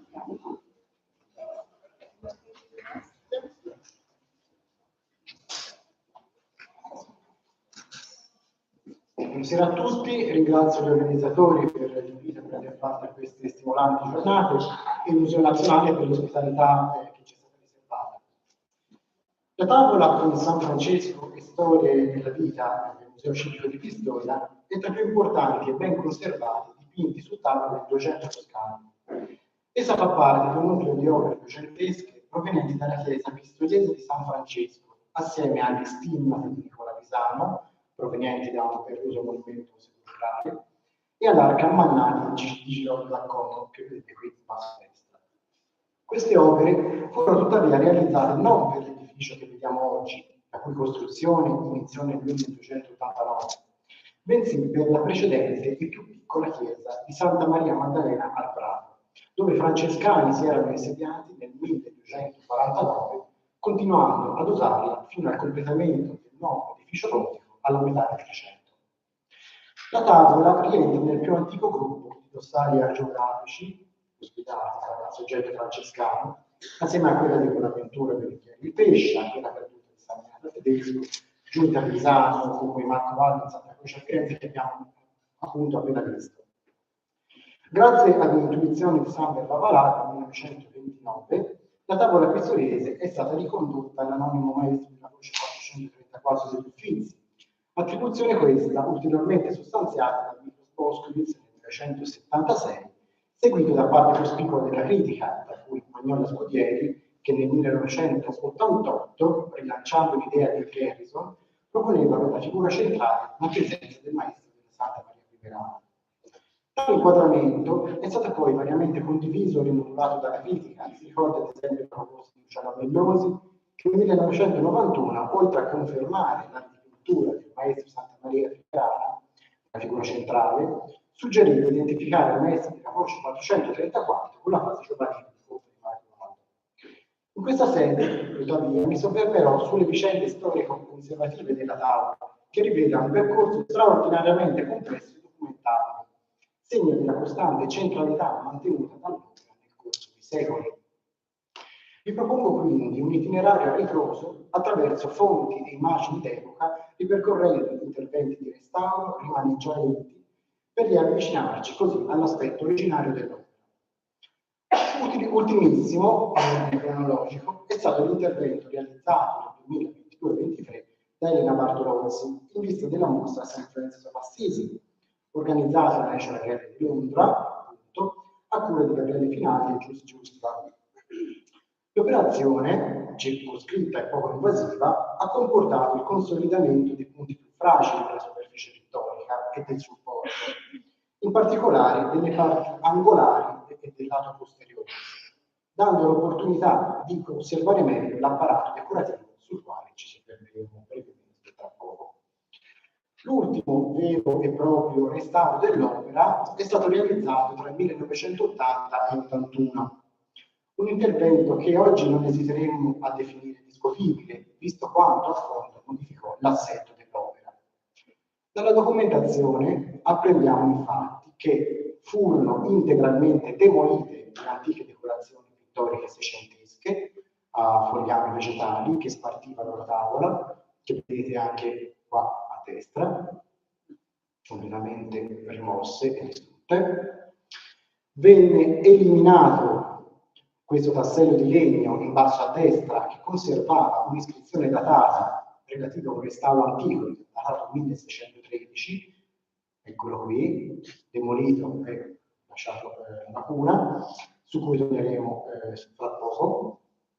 Furono infine sciaguratamente rimosse le antiche traverse lignee, sostituite con barre scorrevoli in alluminio che vediamo oggi. In questa occasione, sul retro, emerge più chiaramente questa elegante decorazione pittorica con palmette su fondo nero, assolutamente originale, che possiamo confrontare con simili partiti ornamentali del fronte o altri frammenti duecenteschi recentemente riemersi a Pistoia, ad esempio nella chiesa di San Castellare o nell'antico palazzo dei Vescovi, databili appunto alla metà del Duecento. Ma facciamo un passo indietro. Lo stato che qui vediamo è a sua volta il prodotto di un intervento di inizio Novecento. Questa foto mostra lo stato della tavola nel 1916, poco dopo il suo arrivo nel museo, nel 1914, appena restaurata da Domenico Fiscali. Dallo studio della documentazione storica e dal confronto con questa foto di poco precedente, si comprende che Fiscali procedette a ripristinare l'originaria forma cuspidale della tavola, rimuovendo i pennacchi, lignei e dipinti, eliminò le vecchie verniciature opacizzate realizzate nel 1883 dal pittore Giovanni Gambini in occasione dello spostamento della tavola dalla cappella Bracciolini alla sagrestia della chiesa di San Francesco, e inoltre ebbe il merito di conservare le decorazioni vegetali sul retro che dicevamo prima, così come anche conservò l'iscrizione con la data 1613 in basso, nonché il sistema ovviamente di traverse sul retro, che come già abbiamo visto furono eliminate solamente nel 1980-81.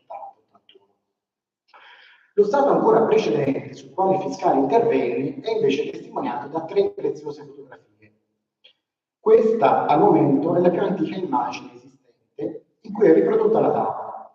È la veduta di una sala della mostra d'arte antica di Pistoia del 1899, da cui si comprende che l'opera era riquadrata.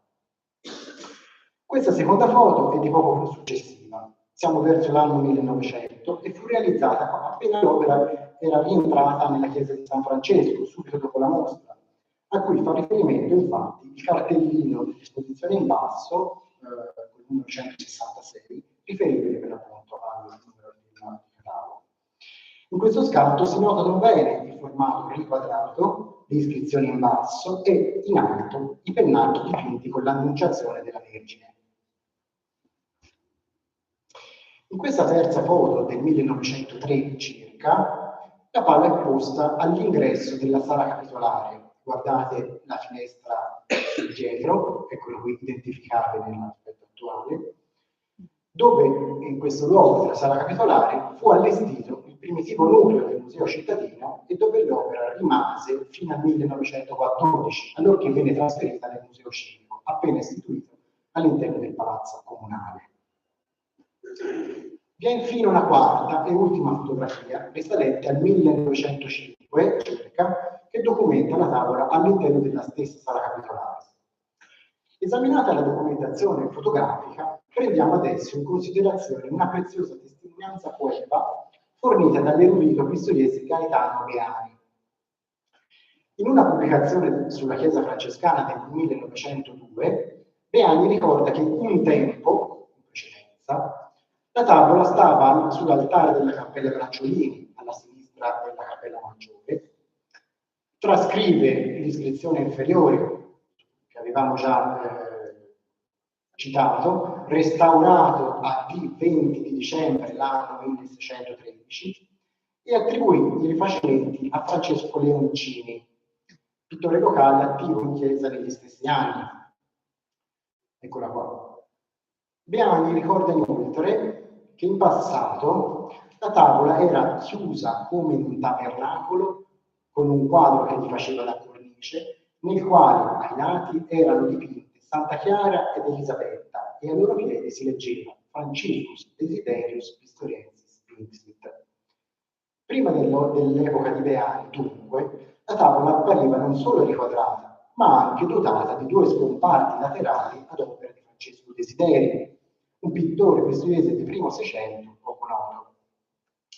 Con ogni probabilità, questo intervento di integrazione fu realizzato verso il 1635, in occasione della rifondazione dell'altare dedicato a San Francesco nella Cappella Bracciolini. Tale operazione di aggiornamento trova immediato riscontro con analoghi riallestimenti di tavole antiche compiuti a Firenze agli inizi del Seicento, come recentemente messo in luce da Alessandro Grassi nella Basilica di Santa Croce. Questa chiesa, in Basilica, nel 1603-1604, pesca della Cappella Bardi, poco più tardi, per la maestà di Filline, a metà del secondo decennio, nella Cappella Spinelli, sempre in Santa Croce, operazione Alla. L'assetto seicentesco della pala pistoiese doveva quindi risultare pressappoco questo. Tale allestimento fu poi smantellato agli inizi dell'Ottocento, con le soppressioni napoleoniche, quando i laterali furono rimossi e trasferiti nella chiesa di San Pier Maggiore, dove sono segnalati, qui dentro, già nel 1821, per perdersene poi completamente le tracce agli inizi del Novecento. Tornando ad analizzare le fotografie d'epoca, ci accorgiamo di altre modifiche, non attestate da fonti o documenti. L'annunciazione dei pennacchi, per ragioni stilistiche, non è infatti compatibile con i rifacimenti di Leoncini o Desideri agli inizi del Seicento, ma appare in realtà ben più antica, databile al primo quarto del Cinquecento, con caratteri prossimi al pittore pistoiese Bernardino del Signorancio. Deve risalire dunque a questo momento la primissima operazione di riquadratura del dipinto, in accordo con la diffusione di tale fenomeno che prese piede nella vicina Firenze, appunto, proprio dalla fine del 400 e all'inizio del 500. Ricordo alcuni esempi ben noti, come il politico Roger di Giorno, già abbiamo visto il politico di Badia, la maestà di Filline, Niccolò di Petrogerini, tutti diciamo, riquadrati tra l'ultimo decennio e i primi anni del Cinquecento, così come il caso di Bernardo Danti, riquadrato nella bottega dell'Irlanda nell'ultimo decennio del 400. La prima trasformazione della tavola pistoiese si inserisce quindi perfettamente entro questo clima culturale, in stretto dialogo con le tendenze più aggiornate in voga al tempo a Firenze. Ma allora, in quale più specifico contesto potrebbe essersi verificata questa prima trasformazione e riquadratura della tavola? Un momento cruciale per la storia della chiesa di San Francesco si verificò nel 1512, quando furono effettuati pesanti interventi negli spazi ecclesiali, che comportarono la distruzione del tramezzo e lo smantellamento del coro ligneo, come testimoniato dai ricordi di Fra Antonino da Pontremoli. Con ogni probabilità, la pala venne quindi modificata in questa fase di rimodellazione degli assetti interni e ammodernata in accordo con gli spazi rinnovati. Vediamo qui il riepilogo delle varie fasi emerse sinora.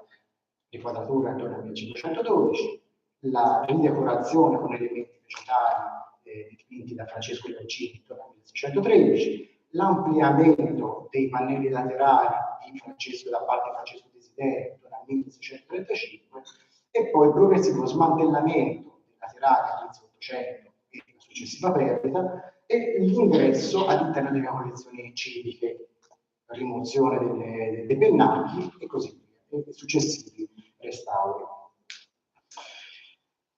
Possiamo allora arrivare finalmente all'assetto originale dell'opera. stavolta grazie al supporto della tecnologia, ovvero la campagna fotografica ad alta risoluzione realizzata in collaborazione con la Scuola Normale Superiore di Pisa, che ha offerto un fondamentale strumento conoscitivo consentendo di approfondire molteplici aspetti tecnici e materiali dell'opera. Vediamo ad esempio adesso perfettamente negli spazi laterali la schiatura tramite lame metalliche realizzate verosimilmente nel 1613, vedete bene qua le tracce di raschiatura con lame metalliche, realizzate verosimilmente nel 1613 per far aderire le nuove decorazioni vegetali di leoncini, demolendo le dorature, partite ornamentali e figurativi precedenti. Si apprezzano chiaramente gli alloggi differenziati, circolari e ovali, che ospitavano i castoni vitrei, conferendo all'insieme un aspetto suntuario di grande ricchezza. Castoni che potremmo immaginarci verosimilmente trasparenti, come ad esempio nella croce lucchese di Berlinghiero o nella Maestà Pushkin di Mosca, sempre nell'ambito coppesco, per creare un effetto quasi da paniotto d'oreficeria. Si è notato inoltre che nelle parti abrase è emerso un complesso sistema preparatorio di sgraffiture di guida, vedete bene qua, funzionali alla spartizione dei campi figurativi, così come anche delle fasce laterali ornamentali e delle dorature. Oltre ai clipei, che vediamo qui al centro, ai lati della figura centrale del santo, oltre ai clipei di queste figure a mezzo busto, disposti tra l'altro in ordine gerarchico e di età, al fianco del santo, si osservano tracce di incisioni a compasso, qua, anche nei campi esterni della tavola, qua nelle parti sinistra e destra esterna, che indicano chiaramente la presenza di altre due file esterne di figure a mezzo busto sinora non rilevate. Possiamo inoltre individuare 4 tipologie di motivi ornamentali, quasi totalmente perduti, che ripartivano nelle sezioni interne della tavola. Queste nuove osservazioni sullo stato attuale permettono di comprendere con notevole precisione l'assetto decorativo originale dell'opera, offrendo così l'occasione per una affascinante operazione di restauro virtuale. Vi propongo.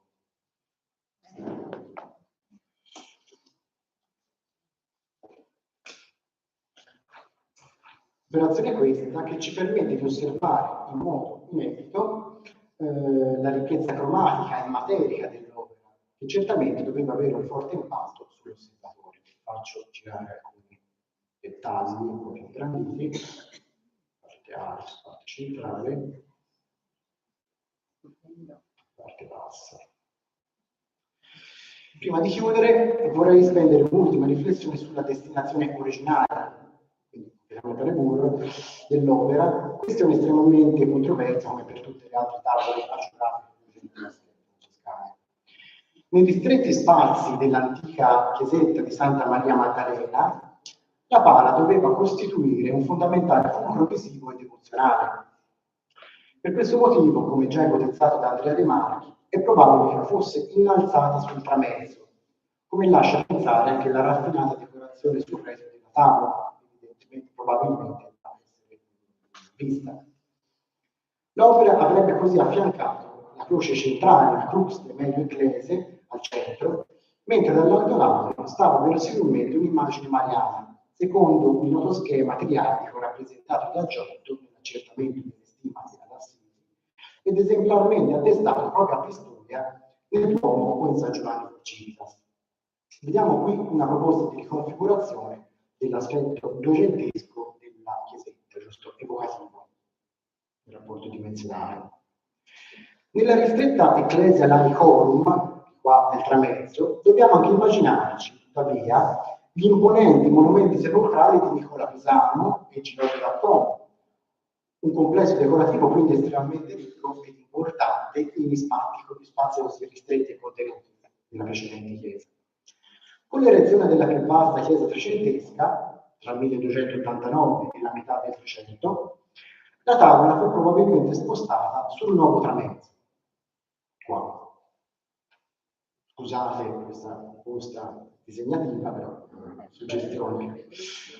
Non escludo però che prima, ancora prima, in questo passaggio, possa essere stato un allestimento intermedio.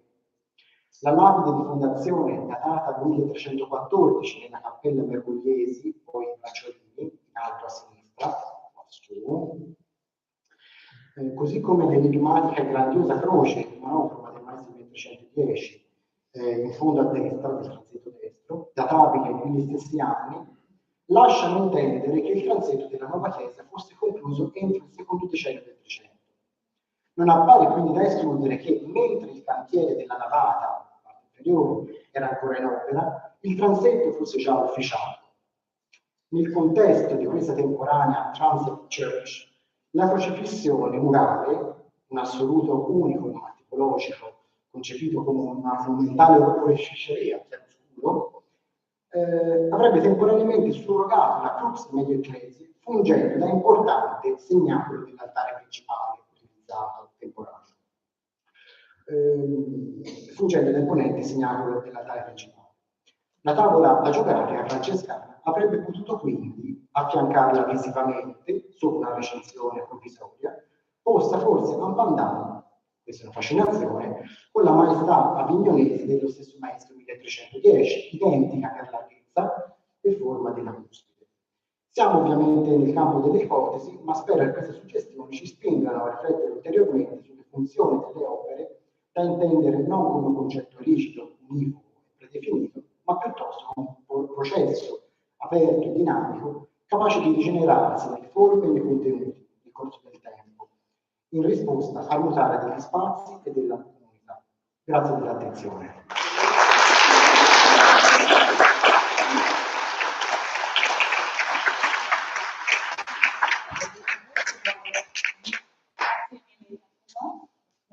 Would anyone like to ask any questions?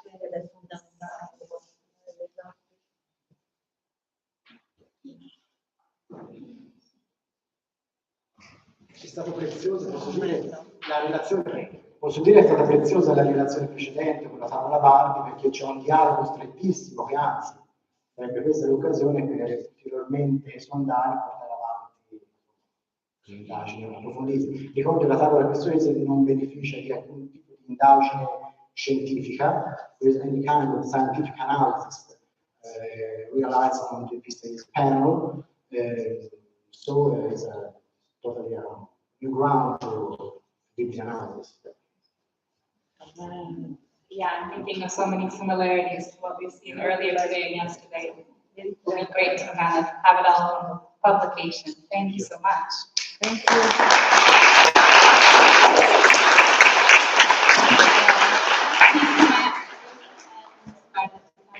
Thank you so much.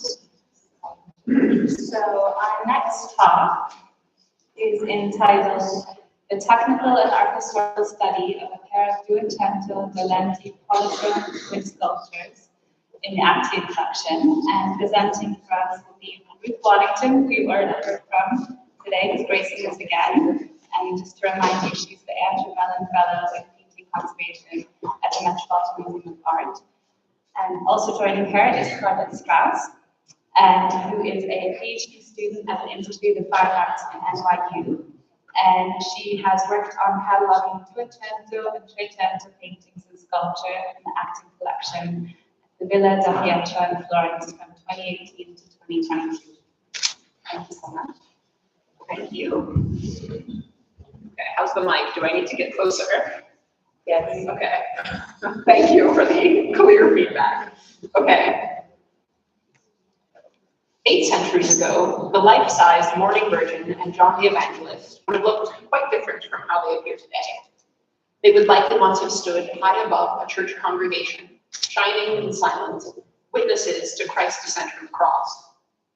Gazing down toward the viewers below, these two dolenti guided the attention of the faithful toward the now lost figures of Nicodemus and Joseph of Arimathea, supporting the body of the dead Christ. The fragmentary nature of the few surviving deposition groups suggests that there would have been far more in Duecento central Italy, when they would have served to remind audiences of Christ's sacrifice by making this scene visually and materially present. The Acti Dolenti have received little attention in the scholarly literature, in part because they were not included in a major exhibition of deposition groups in 1999 at Montone.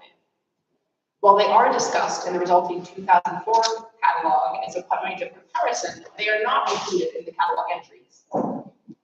A combined technical and art historical analysis of the Acton sculptures, as you heard a bit about from Annika earlier, between 2019 and 2022 supplements the information in the Montone catalog and allows us to consider how these sculptures would have looked and functioned in Duecento, providing valuable information about painting practices in central Italy through the lens of sculpture.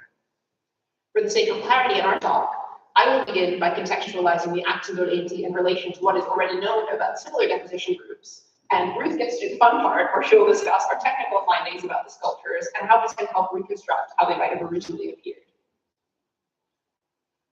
As I'm sure many of you already know, the story of the deposition occurs briefly in the Gospel of John and the Apocrypha. Depictions of Christ taken down from the cross first appear in Byzantium in the 10th and 11th centuries, and influenced the rise of this scene in painted Christ cycles in the 12th and 13th century Italy. The popularity of sculpted deposition groups in Italy roughly coincides with the inclusion of the story of the Alla in the Vulgate in the holy year of 1233. No sculptural groups survive in their original positions, and most are fragmentary, but scholars have reconstructed their arrangement based on the carving and wear patterns on the sculptures themselves.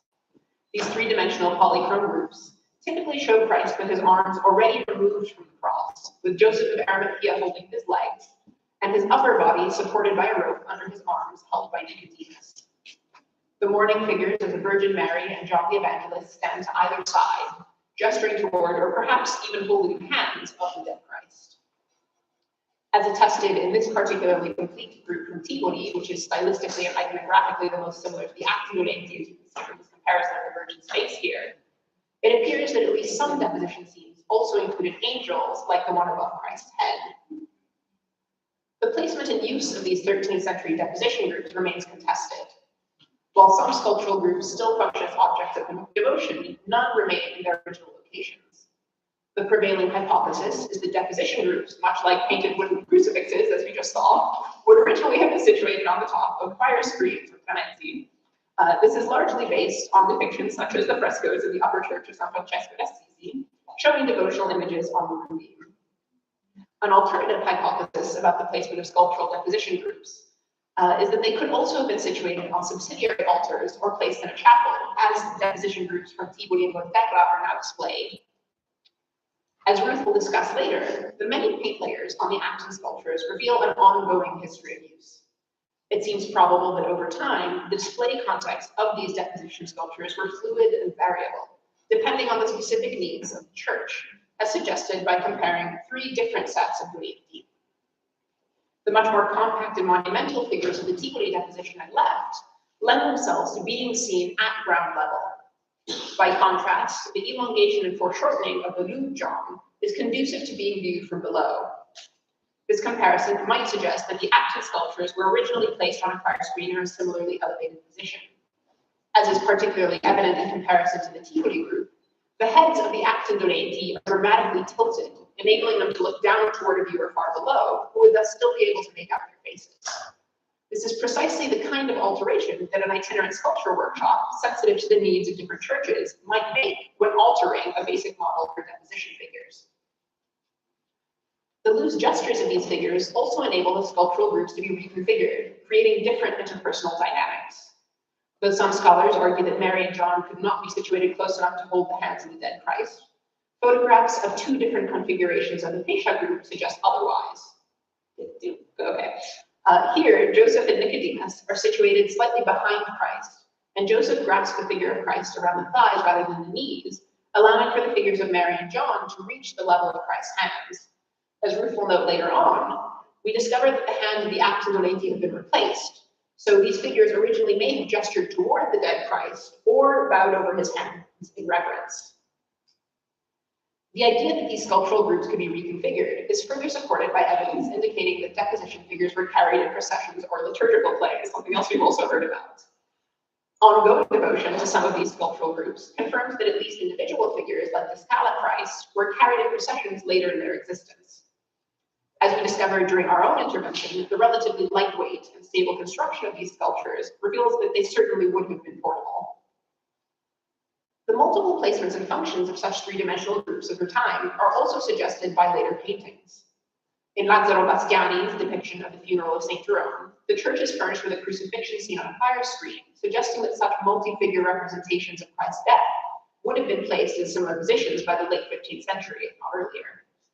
In the entombment at the right, the quasi-sculptural appearance of the dead Christ may indicate that Michelangelo drew upon his own experience of seeing polychromed figures of Christ used in liturgical theater. While early scholars tended to date these sculptural groups to the late 12th century, the discovery of a definitive date of 1236 for deposition in Rocione in Umbria has led many art historians to situate these groups in the first half of the 13th century. The problem of dating is closely tied to the question of classifying these sculptural groups into regional schools based on formal similarities or known trade routes. Luca Mor, an important scholar who has discussed the Action Dolenti, provides a necessary note of caution, observing that style cannot be used to conclusively classify these sculptural groups. Instead, the appearance of the sculptures is also impacted by social, religious, political, and economic factors. Nonetheless, some general trends do emerge. Most scholars observe that central Italy, especially the regions of Tuscany, Umbria, and Lazio, appear to be the primary place of production of these groups. The regional isolation of this production is especially evident in comparison to sculptures of the enthroned Virgin, which are far more ubiquitous across the Italian peninsula. It is worthwhile also to note the presence of many of these deposition figures in the market, suggesting a considerable degree of communication across the Apennines. The relative scarcity of surviving deposition groups in Lazio, despite the fact that the Tivoli group are so often heralded as an origin point for these sculptures, might reflect not patterns of production, but issues of survival. One possibility is that such deposition groups were more frequently destroyed or sold in Lazio, perhaps in response to pressure to regulate the use of sacred images during the Counter-Reformation, but were preserved or continued to be used in more isolated towns and regions. A number of scholars have proposed the existence of a workshop specializing in deposition sculptures, though there is no consensus of where this workshop might have been situated, or on the other hand, whether this workshop may have been itinerant. Given this, the geographic origin point of these sculptural groups must remain open. However, as we discovered through technical study, the surviving polychromy of the Action Dolenti is similar to that of other deposition groups. As Ruth will discuss, a detailed study of cross sections offers insight into painting practices of the period. Okay, musical chairs time. Thanks, Alla. Okay, so turning to our technical analysis that was conducted with our co-author and supervisor, Michelle Marancola, now Professor Emerita at NYU and an expert in polychrome sculpture. So I'm going to focus on the polychromy primarily, but first do a brief overview of structure. So as is suggested by the verticality, these are carved from vertical tree trunks. And then in order to allow for the range of gesture, the limbs are additions. The primary trunk was tentatively identified by Michelle as poplar and the arms as beech. And I'll return to that in a minute. And after the initial carving was complete, the heartwood was removed to prevent cracking from the reverse, and then this cavity was sealed with a plank and covered with textile, and the part of the plank is lost on the back of John, and so we can see some of that textile here. And so this would have made these joints strong. It would have also made them relatively light, and then that Scarlett is keen for me to stress that this means they surely would be able to be carried in procession and not too fragile. Yeah. So turning to the pigments, we spent a lot of time looking at magnification, and we also took cross sections. Some focused on identifying the original polychromy, and some taken from crevices to try and get remnants of overpaint. These sculptures were very carefully mechanically cleaned, mechanically removed of their overpaint layers at some point before they entered the market. And so it was a kind of hunt for these traces of overpaint. And where I've made pigment identification, that was done through preliminary SEM EDS of the cross sections. So the flesh tones are remarkably intact. Calcium sulfate ground was confirmed, and there are 2 layers of the gesso. And then the flesh tone is simply vermilion and lead white. Turning to the drapery where most of the changes have occurred, I'll begin with John's tunic because I think that this area closest represents how the sculpture originally looked. You can see a kind of maroonish color with these white swirls, and under magnification where the white has been lost, as in this photograph, you can see traces of a bright red. And through cross-section analysis, we confirmed the presence of silver leaf directly on the bowl, followed by 2 layers of a red lake glaze, and then the lead white swirls are original directly on top of this. The various layers of overpaint seen on the left from above and on the right as a cross-section is cleaved. I have light yellow, a red, orange, and then what we estimate to be Prussian blue as the latest layer of overpaint. John's mantle, unfortunately, did not fare quite so well. You can see here evidence of past solvent overcleaning. But there are remaining traces of silver leaf. And so I'm sure that some of this solvent cleaning has to do with the way that people tend to attack an oxidized silver layer. And islands of overpaint. We didn't have a cross section that included the silver, but there was sufficient evidence to conclude it was there. And they may not have been a glaze, but it was missing in our inspection. The next overpaint layers was what we've interpreted as a preparatory layer before repainting that includes glass particles and lead white and is then slightly tinted with a mixture of smaller unidentified particles. The next layer of orange may be red lead, and the upper layer is a copper greenish blue, and it has a very odd lamellar morphology in SEM, which I'm mentioning in case anyone has seen such a thing in a cross-section, Michelle, and I would very much like to hear from you. And the lining of John's mantle consists of 2 layers of original copper green, a base layer lead white and copper green, and a top pure copper green, and this was common way of building color at the time.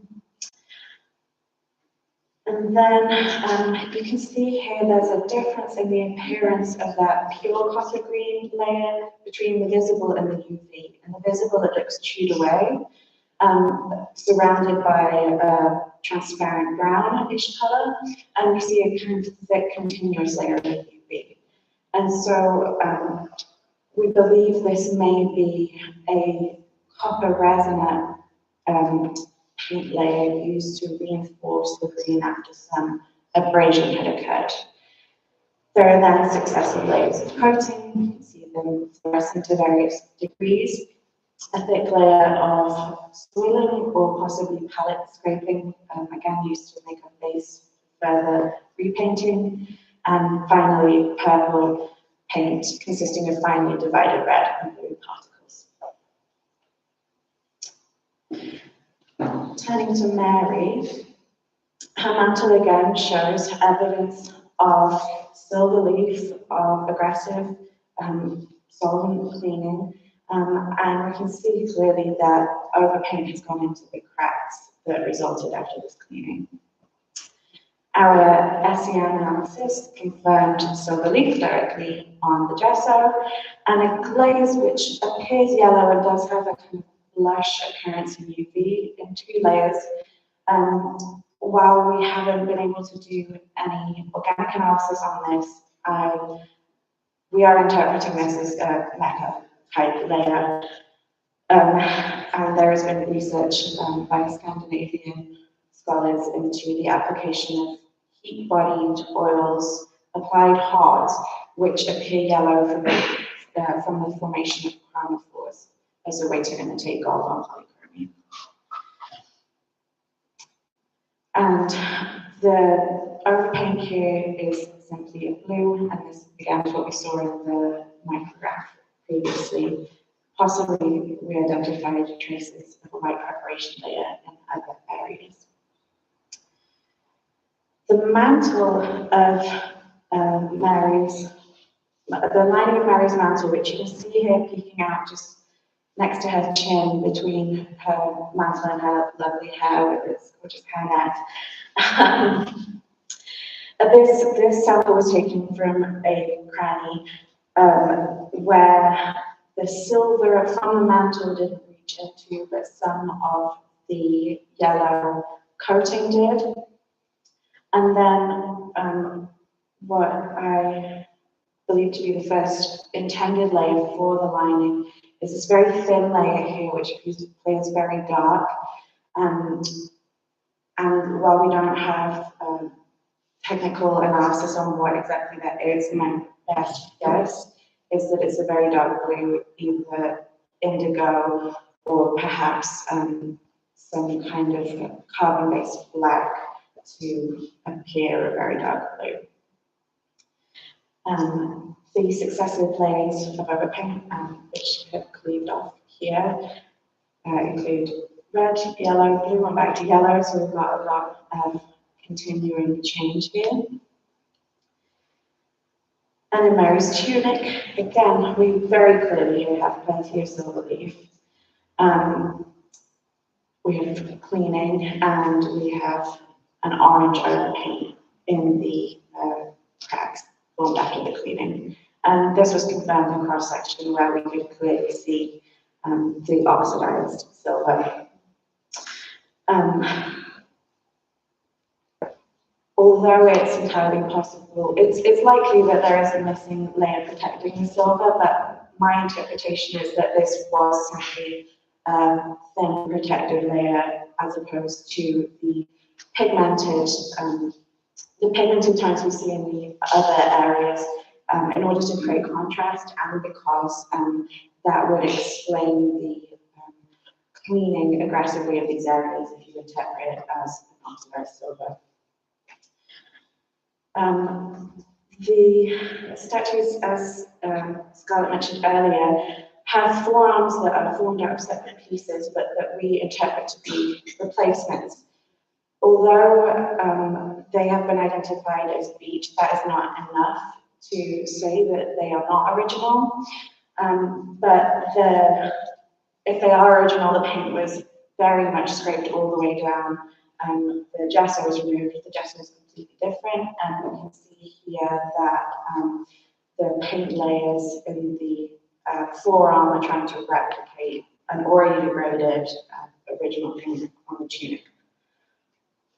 And we have a similar situation in the lower legs of Mary, where we also see 2 rounds of overpaint, the orange and the blue, suggesting that the replacement of the base at least was done while these were still in use.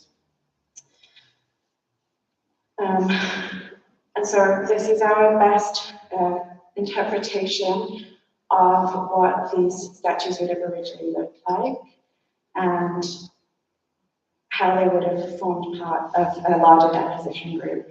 And so we've been able to think about how the technical analysis impacted how they were experienced by devotees over an ongoing period. And there are many people we would like to thank. Thank you.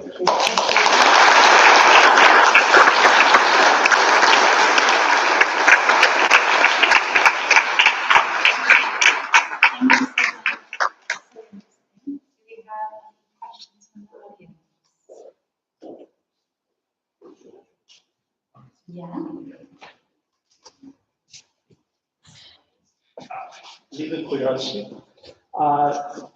You try to find something in comparison with the painter for that period. Like, did we look at attribution to a period? Yeah, yeah. No, we didn't, but if you have any ideas, I would love to hear. Yeah. Because in 2015, I wrote a big book about this subject, and maybe could be the possibility could be by Simone Macchilone. It's a Spolitan workshop, so I can suggest to try to study. Thank you very much. Thank you. I've got a question, if that's okay. I was wondering, with these overpaintings and kind of changing the color, did that have to do with maybe the use of the object, like you were insinuating? Is that what? Yeah, our working hypothesis is that these kind of would be devotional overpaint layers. So when you hit a point where the original paint, especially since we're dealing with silver, which tarnishes and oxidizes over time and darkens, and would eventually look less impressive, even though it's glazed over, which would protect it a bit. So our suspicion is that repainting then is a way of expressing devotion, renewing these sculptures so that they can still function as devotional objects, still be used, still be visible and legible to the viewer.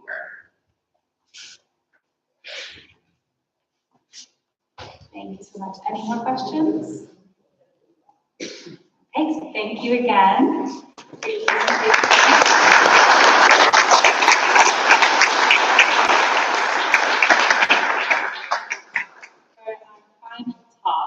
Which is entitled Glimmering Pages, 2 overlooked choral books from the late Duecento, Città di Castello. We have 3 authors because of 3 presenters with us today.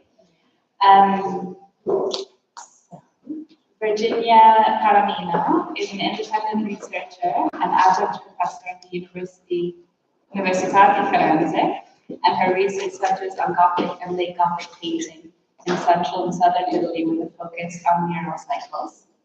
We also have Martina Bordone, I hope I'm pronouncing her name properly, who is a postdoctoral research fellow at the Università per Stranieri di Siena, and she has contributed to a new systematic cataloging project of museums from 13th to 15th century paintings, and her research focuses on 13th century painting and manuscript illumination. And finally, but not least, Marta Rizzini, who is a fellow at the University of Florence within the PRIN project, and her studies focus on Italian and French painting and manuscript illumination between the 13th and 14th centuries. Thank you so much. Thank you.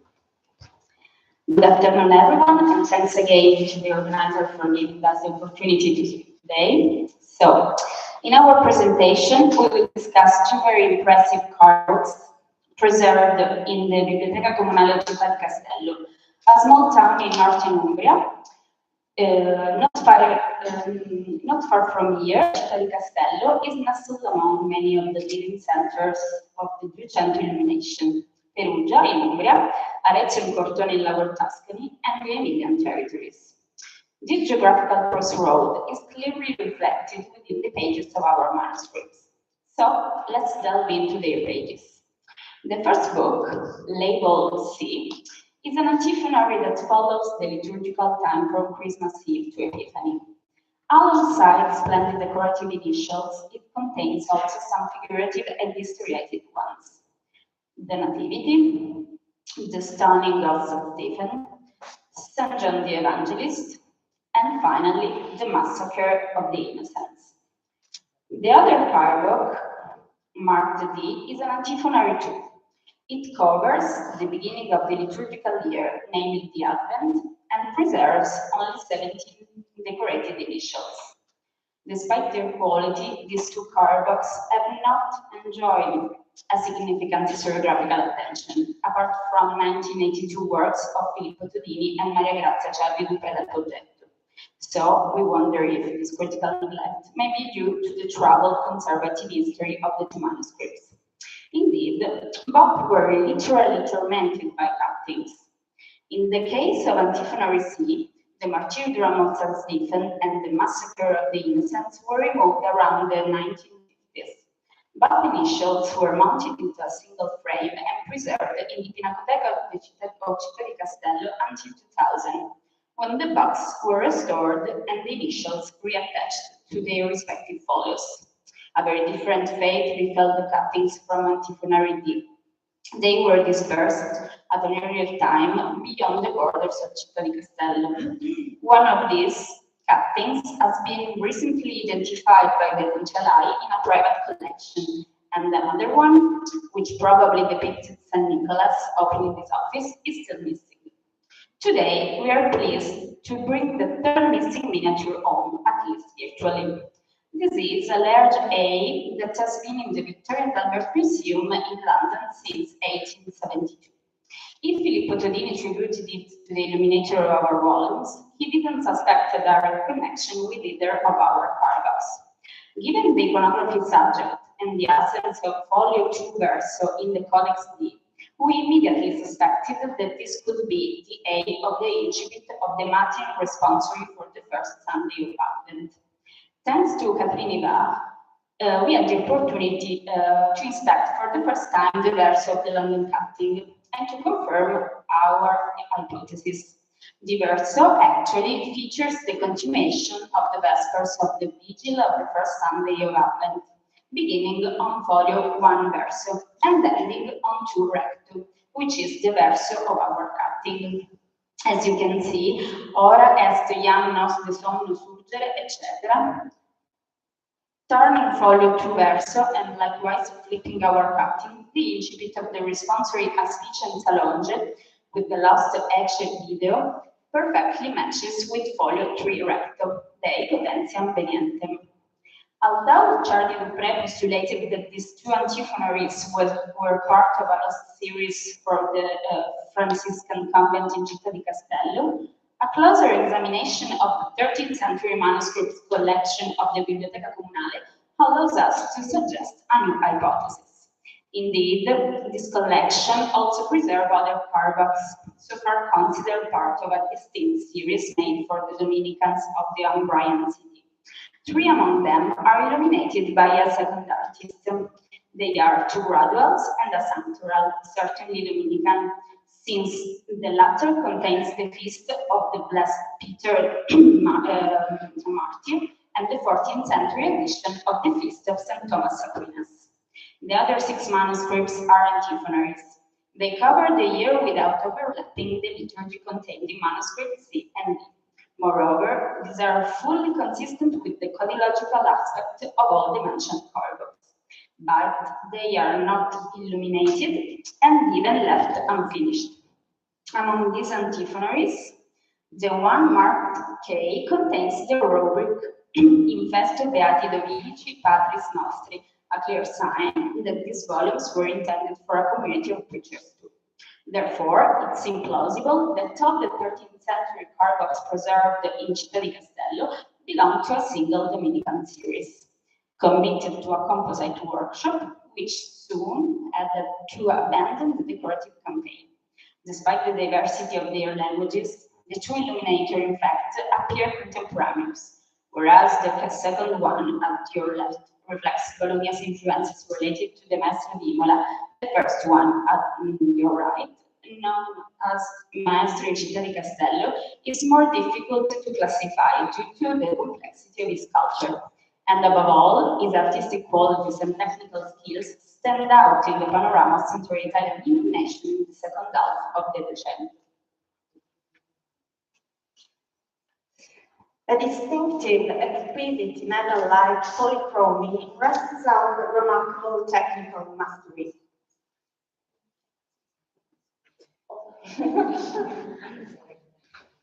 To show this clearly, I will start with a short video. Nothing demonstrates better how the illuminator orchestrates light, matte and glossy passages, dense saturated figures, raised lead-white highlights, metals in leaf and powder, and gleaming glazes that trace contours. Together, these devices create a perceptual hinge between script, color, and shining metal. We cannot yet give analytical identification of materials. Instead, basing on empirical observation, we will pose technical questions to guide future research and focus on the illuminator perceptual strategies. First, the metals. Gold leaf laid on a light ground and vigorously burnished is used widely in corporate C, in illustrated initials, background and halos, and within decorated initials to enrich foliage with precious highlights. Burnished gold also appears in the lozenge motif behind the initial valde on folio 109 verso. The metallic palette, however, goes further. Not only gold leaf, but also powdered gold. In the V&A cutting, powdered gold makes the disc of Palum Tartaricum. On folio 31 verso, it becomes tiny curves inside the letter, each capped with a drop of lead white, the pinpoint of maximum brilliance that energizes the freckled ground. The same initials show also a cooler, darker metallic powders, perhaps even mosaic gold, but we are not sure, combined with gold to multiply optical and chromatic effects. The same material likewise features in the exquisite bird where semi-transparent touches granulate the plumage. This interplay is striking in the miniature of the Massacre of the Innocents. Burnished gold for the background, darker metallic powders for Arezzo crown, the disc on cloak, a soldier helmet, and heraldic shield. The choice maybe is not merely decorative. Arezzo cloak is a palma rosas, normally painted with golden discs as in the regions. Here, the discs are a darker powder, and the fabric is green rather than the usual red, an antinomic effect that underlines the tyrant's unworthiness to wear the noblest, most regal textile. The second front is the abundant use of glossy finishes, obtained with a transparent or slightly tinted substance that fluoresces strongly under good light. These translucent veils follow a consistent pattern in draperies to accentuate folds, on foliage to reinforce contours, in transparent ornament, like the net pattern in the Sea of Clamor, and along shaded parts of stems and letters. In short, the glazes deepen chromatic zones while catching fleeting points of brilliance. Sometimes they even enhance veil parchment left in reserve with a brilliance comparable to powdered gold. Particularly striking is the capital in the Corpus C folio 125 recto, where metallic lines alternate symmetrically with gleaming glazes. This practice belongs to a broader medieval taste for contrast between glossy and matched surfaces. Italian scholarship, Geroldi, Pasqualetti del Monaco, has classified it as late Gothic phenomenon, yet the Città di Castello manuscripts suggest an earlier, more continuous taste. Early mid-12th century comparanda include, for example, the Sacred Hours of Isabella of France and the Psalter of St. Louis.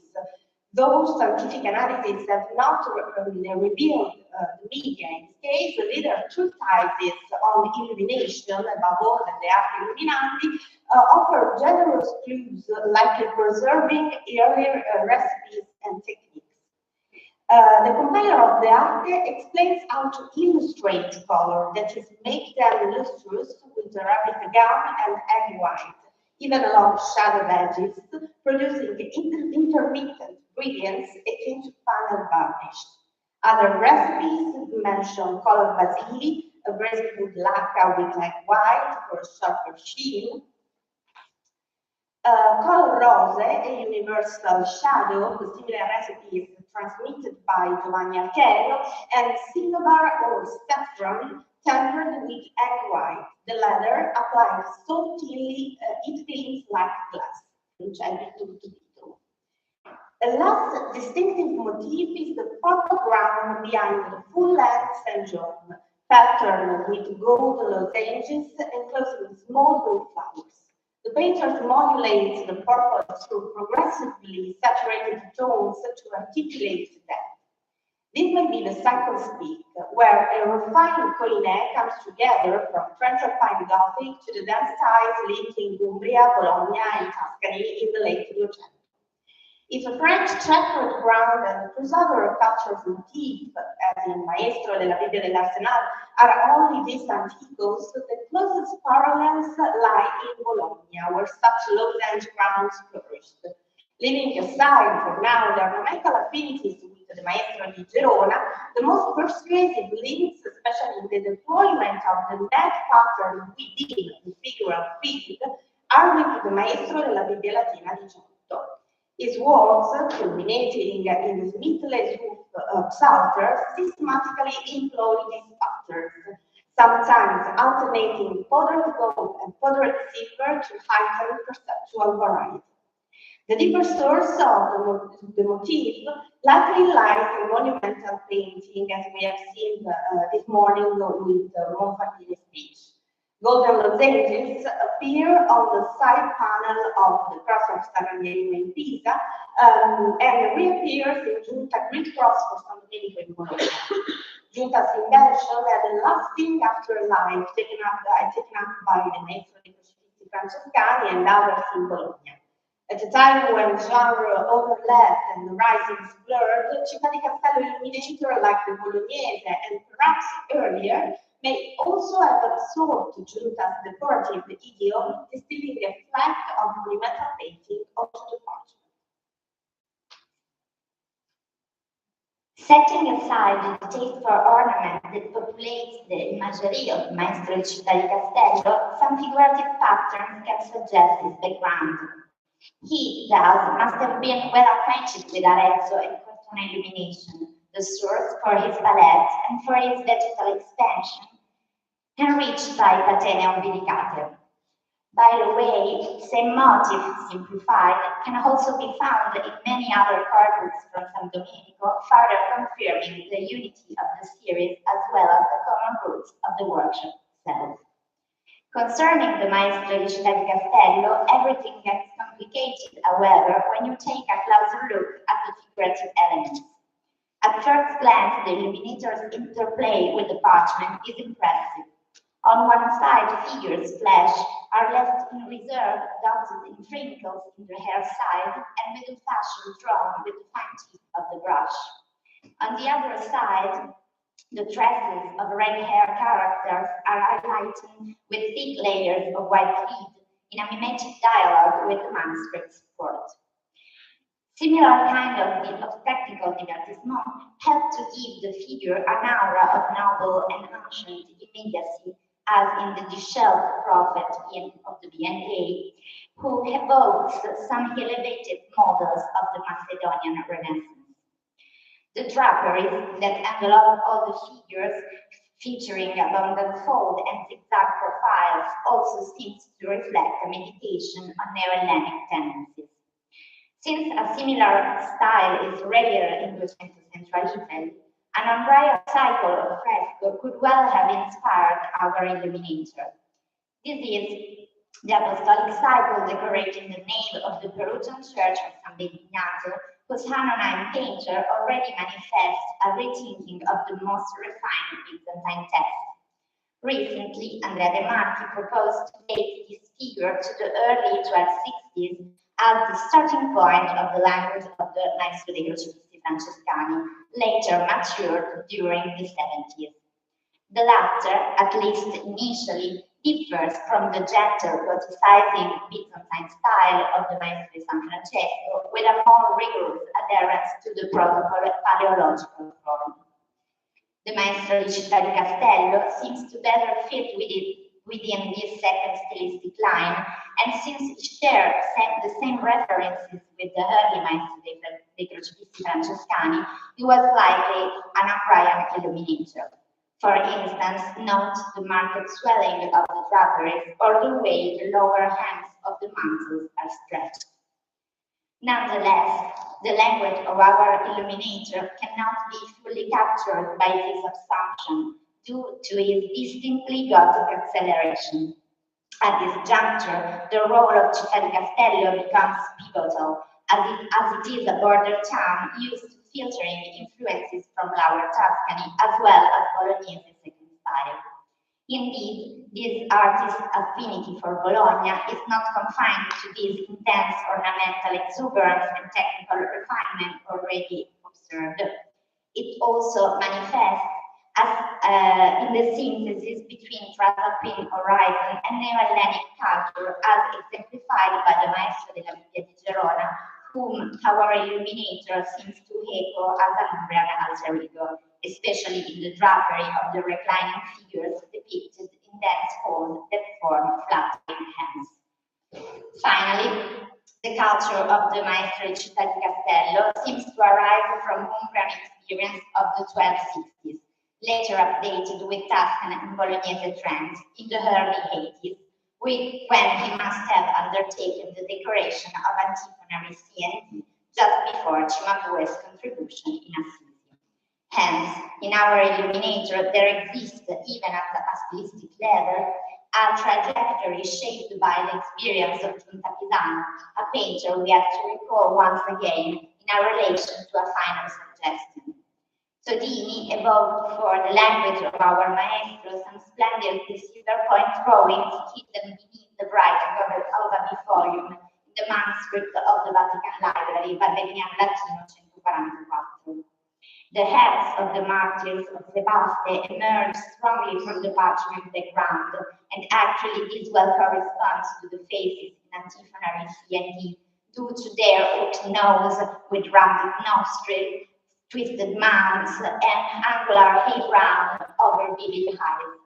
Moreover, as in the DNA prophets, the powerful figure loses stability at the ground plane when their feet appear to float, overlapping one another.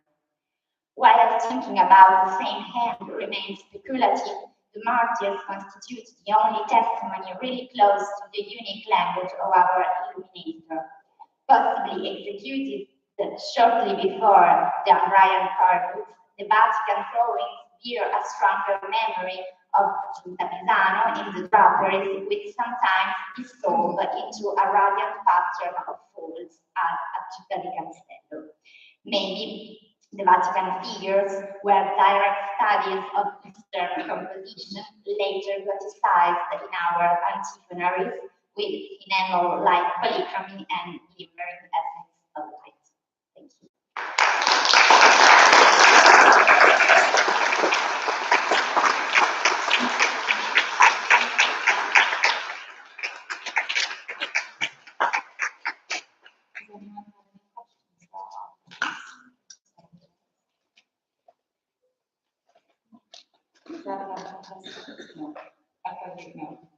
No, I was just saying, it's so beautiful. Can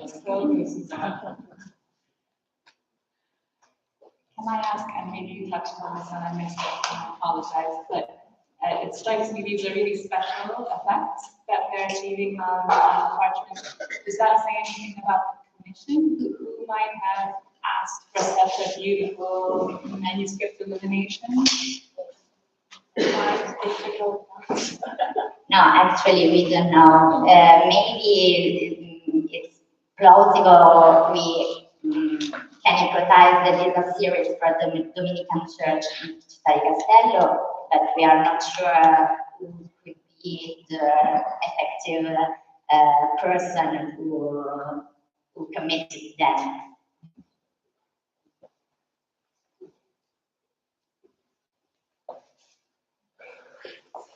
Any other questions?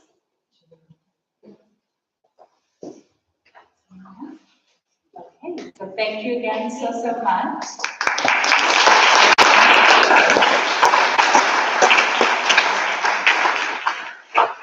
That's going to conclude our talks for the day, which is one final notice, if I may. Sorry, David's going to kindly stick a slide up for us. We just wanted to say that we, as was mentioned at the beginning of yesterday, we are delighted to announce that the National Gallery has generously confirmed the funding for the publication of the postprints to this conference.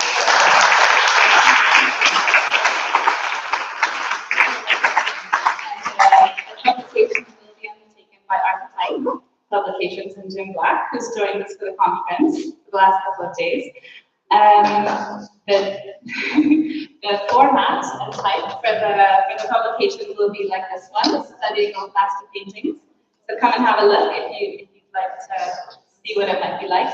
The deadline for submission of papers is quite soon, 15th of December, but I have no doubt all these beautiful presentations can easily transform into beautiful papers. And we're really hoping that you'll all be willing to peer review the papers within this small community. So please do participate. Thank you so much. See you tomorrow morning. Thank you, everybody. Tomorrow is a very busy morning, so please, we're going to start at 8:30 sharp. So please come here before 8:30 so we can start. Thank you to all. Tomorrow I will not be able to come with you here, and so thank you for all the papers, and thanks for your contribution, and thank you. Bye bye.